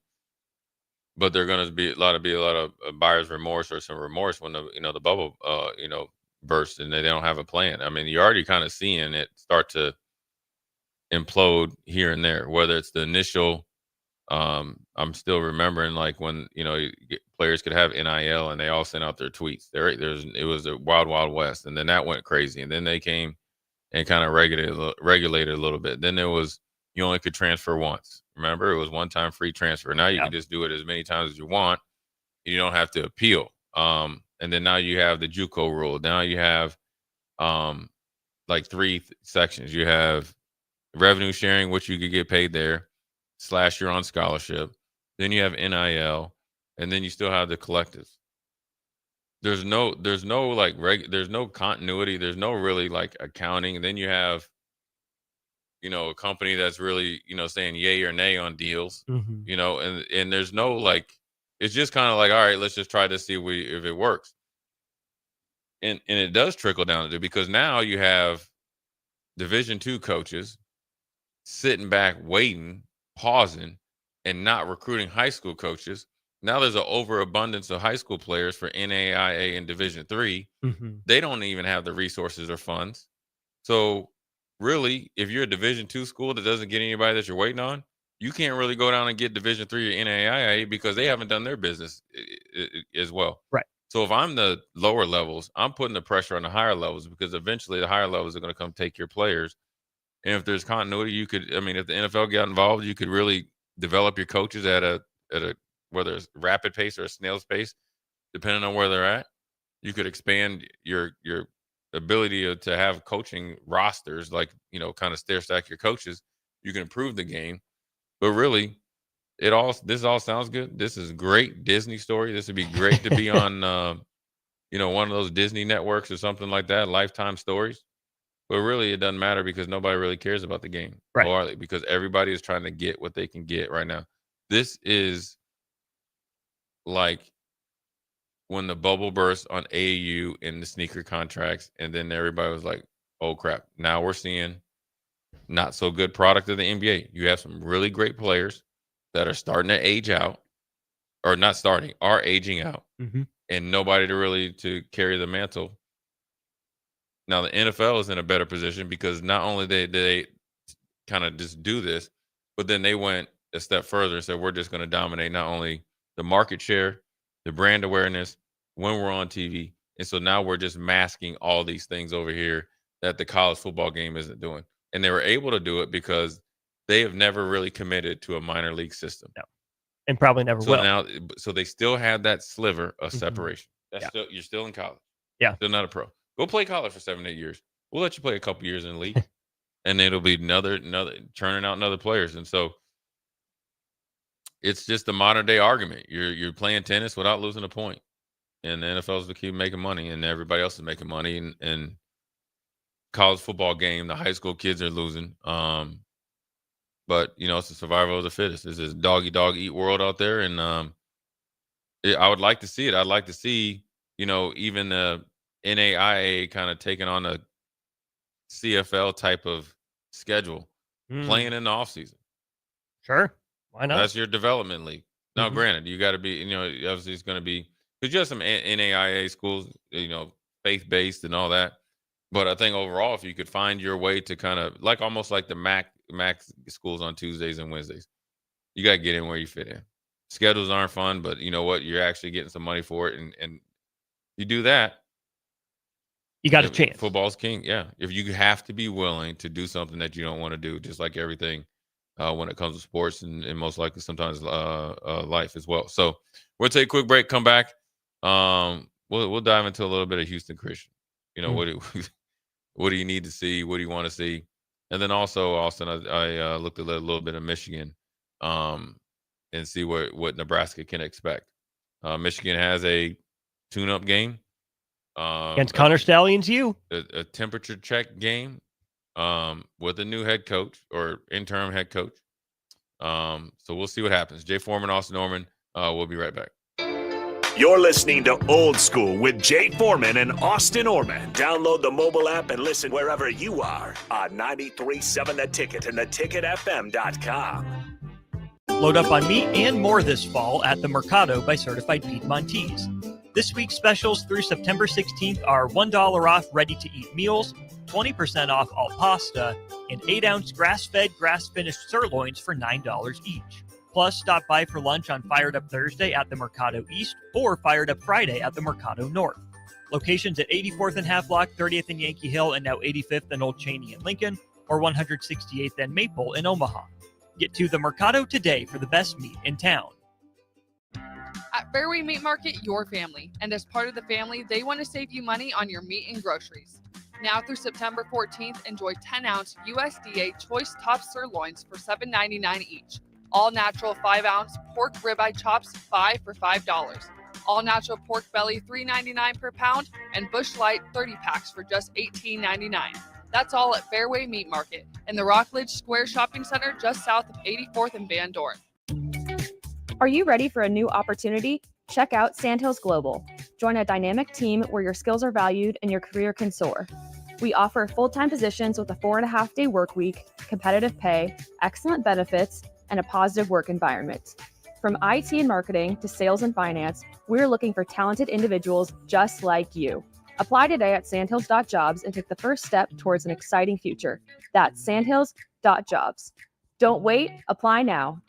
The party is back on in Lincoln this fall, and there's no party like the A1 Automotive Ticket Tailgate pregame show. Join the whole Ticket crew for 2.5 hours of pregame coverage before every home and away game this football season as they get you ready for the game. It's the A1 Automotive Ticket Tailgate pregame show at our downtown studio at 11th and O. Sponsored by Select Plumbing, Raising Cane's, Wall to Wall Wine and Spirits, Elway Power Sports of Lincoln, Currency, and the Kindler Hotel. Get in and win with Limitless Male Medical, the men's health experts. We are the proven leaders in testosterone and peptide therapy. Don't play around with a sub-shop franchise that just popped up. At Limitless Male, this is serious medicine. Full lab panels, real providers, years of experience focused only on men's health. Don't be fooled by crash course owners. Trust the team that knows hormones inside and out. Limitless Male Medical. Your health is not a game. Hi, Sean Callahan here for Koppel Chevrolet GMC. This month kicks off Koppel's 50th anniversary sale. We're celebrating 50 years by offering an additional $500 discount to the next 100 customers that buy a new vehicle. This is in addition to the huge savings already in place. You can take an extra $500 off our discounted price, or we can cut you a check on the spot. Celebrate with savings and see why customers have trusted Koppel since 1975. It's our way of saying thank you for all these years. MWR is dedicated to building attractive, affordable steel buildings that exceed your expectations. From commercial to residential to agriculture storage, steel buildings are cost-effective, attractive, and versatile. Plus, they're a lasting investment and an ideal choice. MWR uses Sentinel Building Systems out of Albion and can service you all over the state and region. If you have interest in a steel building, post-frame building, or fencing, give MWR a call today at 402-980-5273 or go to mwrbuildingandfence.com. It's game on at Elway Power Sports of Lincoln, Nebraska's premier power sports dealership. Stocking top models from Can-Am, Kawasaki, Honda, Polaris, CF Moto, Suzuki, Yamaha, Indian Motorcycle, Sea-Doo, and Triton trailers. Score big on our massive selection of Can-Am side-by-sides with rebates up to $3,000 on select in-stock models. Elway Power Sports of Lincoln has you covered all under one roof with a large selection of side-by-sides, ATVs, motorcycles, and personal watercraft at their 27th and I-80 location. They can't wait to get you set up for football season. With UBT, you've got total control over your money.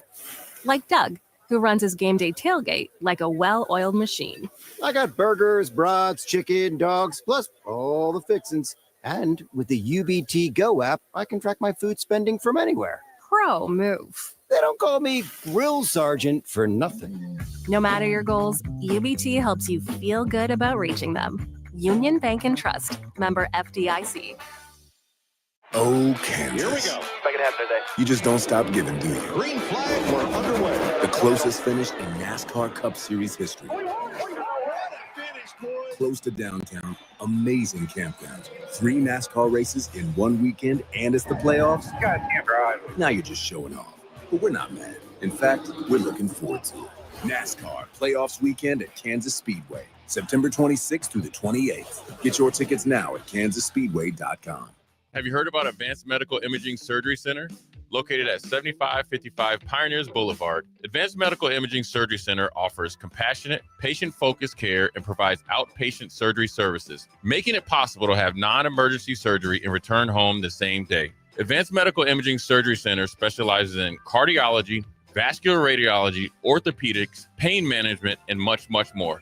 Give them a call today at 402-261-1085 or online at amimaging.com. Select Plumbing and Utility has been serving Lincoln and the surrounding area for 14 years, and they're not slowing down. Select Plumbing and Utility handles all your plumbing needs from faucets and water heaters to full renovations, and they can even help with your heating and cooling needs. They're also Lincoln's underground experts, repairing and replacing broken underground water and sewer lines since day one. Contact Select Plumbing and Utility today at 402-560-6197, assuring excellence in every situation, opportunity, and challenge. That's 402-560-6197. We interrupt this commercial break for an important story. There once was a man from Nebraska who went searching for food in Alaska. When his stomach was rumbling while laying in bed, he could think of only one option, Fuhrer's cheese spread. So he left it once and drove day and night to return back home for cheese spread delight. Now his stomach is full and the voice in his head tells him no more vacations without Fuhrer's cheese spread. Find yours today at most local grocers. Back to Old School with Foreman and Orman on 93.7 The Ticket and theticketfm.com.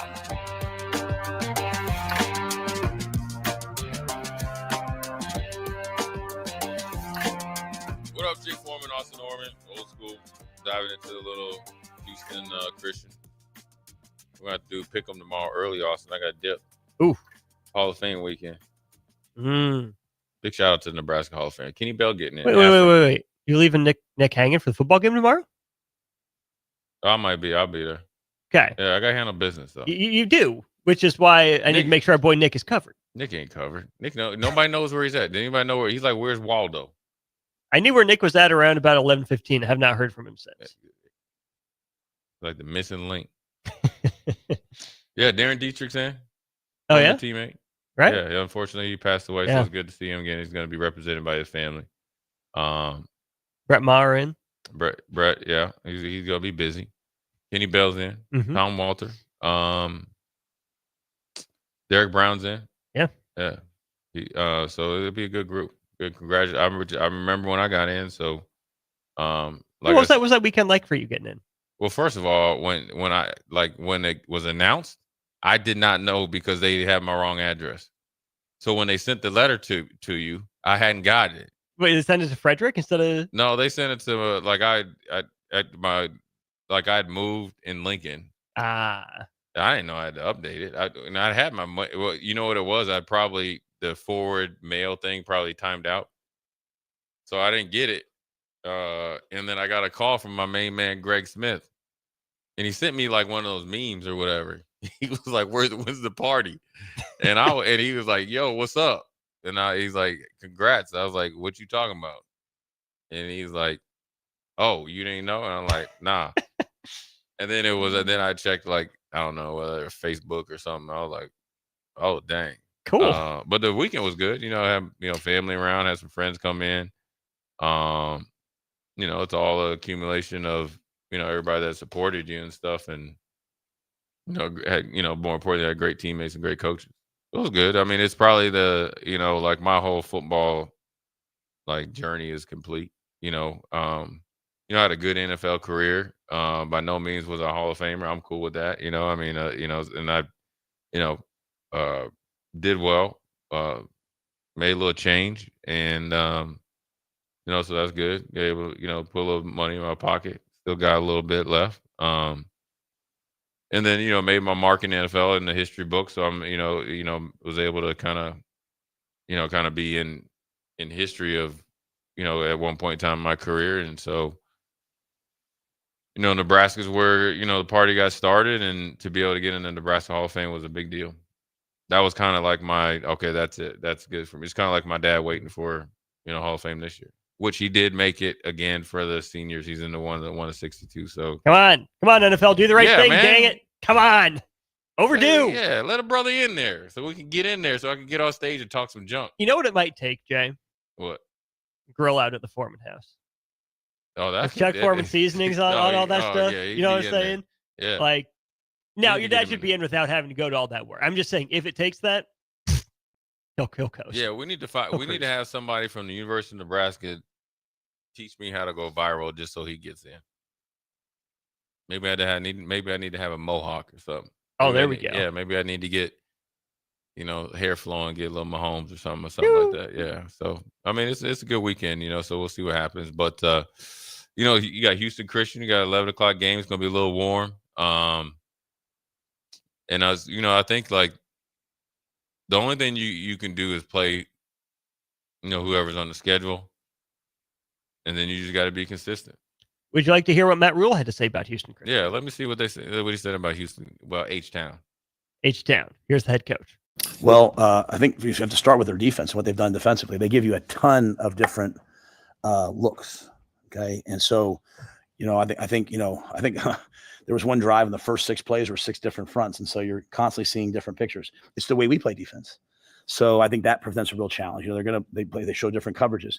They've got some excellent football players. They have a kid 6 who I think is as good a player as you'll see, and so getting in the right play, knowing our issues, and converting on third down. They've only given up 1 conversion so far this year, and so that's difficult to do. Offensively, they're gonna run the football and with different runs than we normally see. They run counter, they run a stretch lead, they run insert. So some plays that we need to see, the quarterback's a good player. So I think the biggest challenge though is when you go against the defense that's had that level of success, if they don't turn the ball over as many times as they did in the last game, they probably win the game. And so when someone turns the ball over that many times, you're pretty sure they probably practiced it all week. It's not like it's like the flu that you can't get rid of it. Like I'm sure they emphasize it. So we're not counting on getting turnovers. We're counting on having to play great defense and sustain drives, keep people out of the red zone, touchdown, hold them to field goals. And so that's been our overall emphasis the whole week. And we have to do, just for us, we have to do a better job of getting to the quarterback. Now that teams have been getting rid of the ball pretty quickly, but we've got to get to the quarterback when it comes down to those drop back, long yardage, or if they decide to just make it a drop back game, we have to be better. Yeah, I mean, look, it's going to have kids from Texas mostly. Houston has really good high school football. They have the depth of talent down there. There's a lot of guys that can slip through the cracks, and so you got a lot of guys that are probably overlooked that are coming in to Houston Christian playing early. So depending on the year, you're going to have a really old team or really young. They're going to be athletic. I think it's a younger staff, so they're going to be very they're going to try to be dynamic and really try to find a way to be successful, because they're trying to obviously continue to advance their career. And so when you hear a coach saying that they play a lot of different fronts, they let you know they're going to try to attack, and they're going to try to they get hot, they can really cause some problems. So you're going to try to penetrate the line of scrimmage, get a lot of tackles for loss. They're trying to turn the ball over, and they run different versions of the running plays. And so they're trying to come at this game, to put themselves on the map. They're also trying to rehab their own turnover problem. but they're going to obviously lean on their defense. So it might be a thing if they win the toss, they might defer. So then let's take again that quote in context with what Matt Rhule was saying earlier about Dylan Raiola. As a quarterback, as an offense, how do you give yourself the best chance to make sure you're in the right play when you don't know what you're going to be lining up against any given snap? Well, I think you got to lean on your principles. So you're going to in the run game, you're going to look at try to run to the bubble. So that's really where you have a numbers advantage or an even advantage, where you can maybe get a lineman immediately up at the second level. So you're expecting to win at the tackle and maybe the center position if you're running to the open side or weak side, of the defense. And then as far as like I'm assuming that if they run different fronts, they're going to be blitzing from all over the place. So you got to make sure that you really do a good job of studying, who's maybe their main blitzers, but where do they like to blitz from? Because a lot of the blitzes are I can't speak for Houston Christian, but a lot of the concepts blitzing wise or pressure wise the only thing that changes the personnel that's running it. So if they're primarily like a 3-3-5 or a 4-man front and they run a 2 or 4-2-5, or they go to a 4-1-6 and maybe part of that 6 they have 2 hybrid players, that's no different than like 4-2-5, and they're running the same blitz. It could be the same at a 3-3-5. So really just identifying the pressure packages, pressure personnel, where you want to go based on down and distance. And you got to study for this game just as much you did for the other two and just as much you had to do for Michigan. So, it could work out in Nebraska's favor if you go against different looks in front, because that's what you might face in Michigan, different pressures from different words. It might not be player for player, pressure for pressure conceptually, and also getting more, I guess, reps at, running checks and all that and really getting into the nuances of the game. And that's where I do think that practicing against it at Nebraska is going to help the offense. And also, Nebraska needs to take this week seriously because better than most people here would.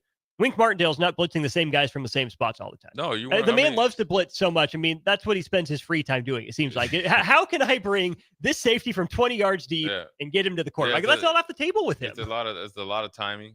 Depends on his personnel. I mean, obviously last year you were able to do that with Mason Graham and company and Grant. You're able to really, control the interior of the defensive line. But also for our defense, he said that, we do some of those things maybe on the move. You got to get better at doing it because, Michigan is going to probably be run heavy. So you don't want to get blasted out of your gap when you're, you're shooting gaps or you're moving or you're, kind of changing gaps on the move. You're going to have to learn how to make plays on the move. If you're in a 3 technique, and if 3 technique is you're lined up outside of the guard, and you're trying to slant to the A gap, that means essentially if you're lined up on the left, you're just slanting to the right, or you're on the right to the left, you're trying to go over one gap over, and they're running the play away from you. You got to be smart enough that you got to get in what's called in the hip pocket of that guard and get flat down the line, because you cannot physically get to the A gap because the A gap is running away from you. The A gap's moved. You got to go get there. So that you got to make a new A gap on the other side of the line of scrimmage, or get flat down the line of scrimmage, and then stuff that guard that you were trying to get in front of into the A gap. Kind of string it out along the line of scrimmage. You get that by now, obviously, practice reps, is game reps, but then also really studying and diving into the game. And so when you go out there and you're playing against a Houston Christian, would you feel like you're obviously hopefully bigger, faster, stronger, and a better team? You don't just go out there and say, "Oh, let's get through this game and get ready for Michigan." This is like, "Oh no, we're playing Michigan right now," because anything that you don't do well or show a weakness at Michigan, I guarantee you they're scouting for it. They're expecting to go and have a really good game against Central Michigan, get back on track. They have somebody on their staff already scouting Nebraska. Hopefully legally this time. Yeah, I don't put anything past them, but I mean they're doing it, and they probably in Nebraska does as well. I mean, you should. You got to take a peek at them. It's just human nature, and you never want to not be prepared. And so you want to hit the ground running whenever you practice afterward. But you can't think about Michigan until you put the hammer down on the Houston Christian, and you got to treat Houston Christian with the same type of intensity and anger or whatever it is as you would Michigan. It's called the standard. Same thing we've heard about for it's execution. 10 days now. I mean, and if you really want to, really peel back the onion, you're playing football. You came here to play football. You're between the lines. You get a chance to lace them up. You play for Nebraska. The great thing about it, like I said, this is different than Michigan. Michigan's got some probably more established players, on a national level. I'm only just assuming. More established players, or, like I say, Ohio State does. So, like on a national level, you got Jeremiah Smith and Downs and all those guys, right? Whereas, like, I think this team, Nebraska, which is good, everybody has something to prove. Everybody has something that people are you haven't reached your pinnacle. You got people doubting that you can do it. Whether it's, okay, how much better can Dylan play in year 2 versus 1? Where's he at in the national rankings, right? So you got stuff to prove. You're trying to inch your, he's trying to leapfrog guys, right? Mm-hmm. The offensive line, you guys that went and got guys out of the portal. You got younger guys that played last year. Can you take it a next step versus what they did last year?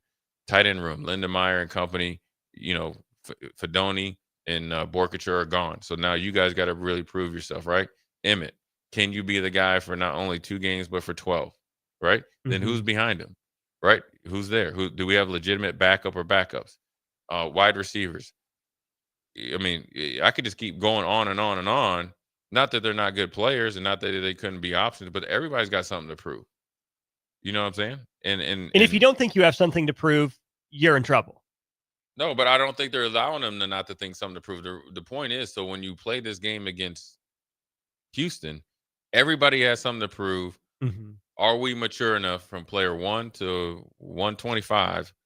Are we mature enough to study, prepare, and play like we say we want to be at the end of the year? Mm-hmm. And so when you step out on that field, it can't be like, oh, we're just kind of just tuning it up. We're not at that point. We're not at the point. Heck, when Nick Saban was at Alabama, he expected the same beat down in that little scrimmage weekend that he did when they were about to play Auburn. So anyways, we're going to take a quick break and then come back. Quick segment. Jay Foreman, Austin Norman. We'll be right back. Watch Old School live on Facebook, YouTube, or Twitch. Old School with Foreman and Orman on 93.7 The Ticket and theticketfm.com.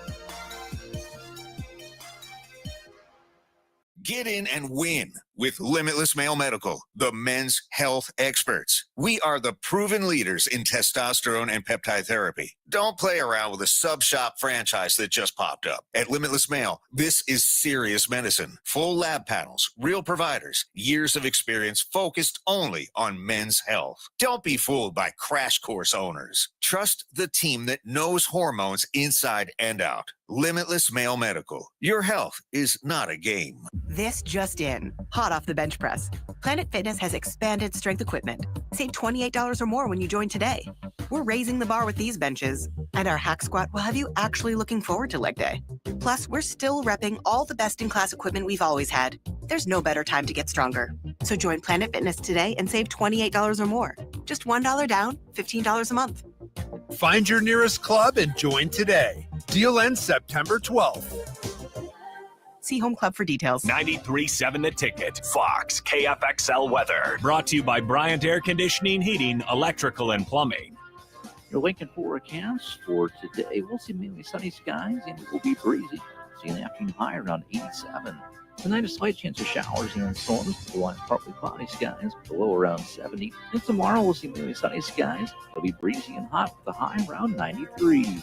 I'm meteorologist Kyle Plecker for 93.7 The Ticket and theticketfm.com.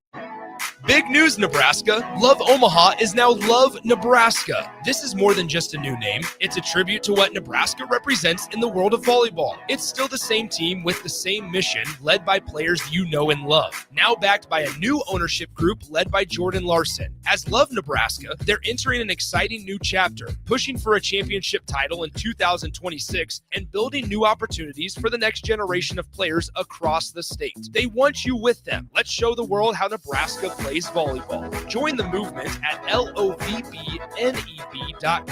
and sign up to become a Love Nebraska insider today. MWR is dedicated to building attractive, affordable steel buildings that exceed your expectations. From commercial to residential to agriculture storage, steel buildings are cost-effective, attractive, and versatile. Plus, they're a lasting investment and an ideal choice. MWR uses Sentinel Building Systems out of Albion and can service you all over the state and region. If you have interest in a steel building, post-frame building, or fencing, give MWR a call today at 402-980-5273 or go to mwrbuildingandfence.com. Oh, Kansas. Here we go. Make it happen today. You just don't stop giving, do you? Green flag, we're underway. The closest finish in NASCAR Cup Series history. Close to downtown, amazing campgrounds, 3 NASCAR races in one weekend, and it's the playoffs. God can't drive. Now you're just showing off. But we're not mad. In fact, we're looking forward to it. NASCAR Playoffs Weekend at Kansas Speedway, September 26th through the 28th. Get your tickets now at kansasspeedway.com. We interrupt this commercial break for an important story. There once was a man from Nebraska who went searching for food in Alaska. When his stomach was rumbling while laying in bed, he could think of only one option, Führer's cheese spread. So he left at once and drove day and night to return back home for cheese spread delight. Now his stomach is full and the voice in his head tells him no more vacations without Führer's cheese spread. Find yours today at most local grocers. Big box stores are tempting for buying equipment for your high schooler in sports or for yourself in your sports leisures. But buying new is awfully expensive. Why not go somewhere with new and used options? Play It Again Sports is quality, slightly to gently used equipment, and 50% of their inventory is actually new equipment. And it's more than baseball, softball, and golf. They also have equipment for disc golf, fitness, hockey, and more. Plus, they're always buying products. Bring your gear you're done with and get trade money on the spot. Play It Again Sports at 48th and Vine. It's game on at Elway Power Sports of Lincoln, Nebraska's premier power sports dealership. Stocking top models from Can-Am, Kawasaki, Honda, Polaris, CF Moto, Suzuki, Yamaha, Indian Motorcycle, Sea-Doo, and Triton trailers. Score big on our massive selection of Can-Am side-by-sides with rebates up to $3,000 on select in-stock models. Elway Power Sports of Lincoln has you covered all under one roof with a large selection of side-by-sides, ATVs, motorcycles, and personal watercraft at their 27th and I-80 location. They can't wait to get you set up for football season. Since 1983, Fast Mike's Roll-Offs have been a trusted and reliable company in Lincoln and the surrounding areas. Fast Mike's handles all sides of construction projects, home renovations, or big cleanouts. With the perfect size dumpster to fit your needs, Fast Mike's Roll-Offs will haul it all. With same-day delivery in Lincoln, affordable rates, and top-notch service, Fast Mike's Roll-Offs make cleanup quick and easy. Call now at 402-450-6828 or visit us online at fastmikesrolloffs.com. Book your dumpster today. Fast Mike's Roll-Offs, cleanup made simple. Back to Old School with Foreman and Orman on 93.7 The Ticket and theticketfm.com.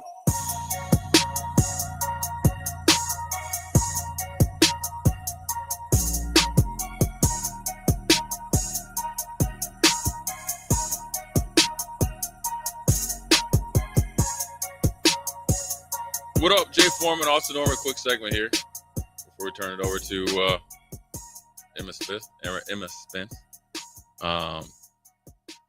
Ticket weeknights, Austin, Green Bay, the Commanders. They got some good games, man. I think this game turned into a little bit more of a legit game because the Commanders won, and then Green Bay obviously made a big trade. Quarterback against quarterback. Love against Daniels. It'll be interesting to see who this early in the season, following up the first game, who can play good. Thursday night games over the history of Thursday night games have been horrible. Horrendous. At least we're not getting color rush. Yeah. And so, but it's two legit playoff teams. Both of them have Super Bowl aspirations. You got to think for the Commanders, they're like, all right, we lost to the eventual Super Bowl champs. You know, we got a chance. Mm-hmm. And then you got Green Bay feel like, all right, we made this trade. Now this is our Reggie White trade. Who you got tonight? I think I got to lean with the Packers in this one. I think they're a little more well-rounded right now. I have a little bit more confidence in seeing what they did in week one against Detroit versus what it was Washington did against the Giants, I think it was in week one. Yeah. So not anti-Commanders, absolutely not out on them. And maybe I'm just saying that because DP's gone. Maybe I wouldn't have the guts to pick the Packers to his face. But no, I think the Packers are just a little bit deeper, a little more well-balanced. Like Dan Quinn, I think Matt LaFleur is a little bit better of a coach. My worry is, does Green Bay come in too high and mighty? Does Washington come in with something to prove? Yeah. But I think in a vacuum, I like Green Bay. Probably a one-score game. I think it ends up pretty tight. I hope it's, something in the upper 20s. I want to see fireworks, but it might just be a key defensive play down the stretch. Yeah, I think Green Bay wins in a low one-score game. I think overall they're a better team. The only thing that worries me about Green Bay is I still don't think they have a true number one receiver. Right. So. Well, and Daniels can be an X factor in any game. That's a higher ceiling, right. I think, than Love. Love can be a really good quarterback, but Daniels can be that dude. Yeah, and Daniels can play that game like he did multiple times last year at Detroit in the playoff games where you just can't stop him. And the Bachelor calling plays is a legit offensive coordinator. I like Cliff Kingsbury. I like what they do. I like everything they do offensively. I think the veteran presence defensively, I think they'll be good. If Green Bay it comes out like they did last year, remember when they played New Orleans? Yeah. And, Love got hot like the last two series. Mm-hmm. But if they play like that, like they did on the big stage, it was kind of like either sink or swim. Yeah. They'll get blown out tonight. Yeah. And so Washington's good enough. Yeah, we'll see. Anyways, what I was about to say, inside the old school, Jay Foreman Austin. What's the difference, really, at the end of the day? We got so many shows, man. Hey, man. You working a brother. I can't even think straight. Jay Foreman, my man, Austin Orman. Old school. We'll holler at you tomorrow.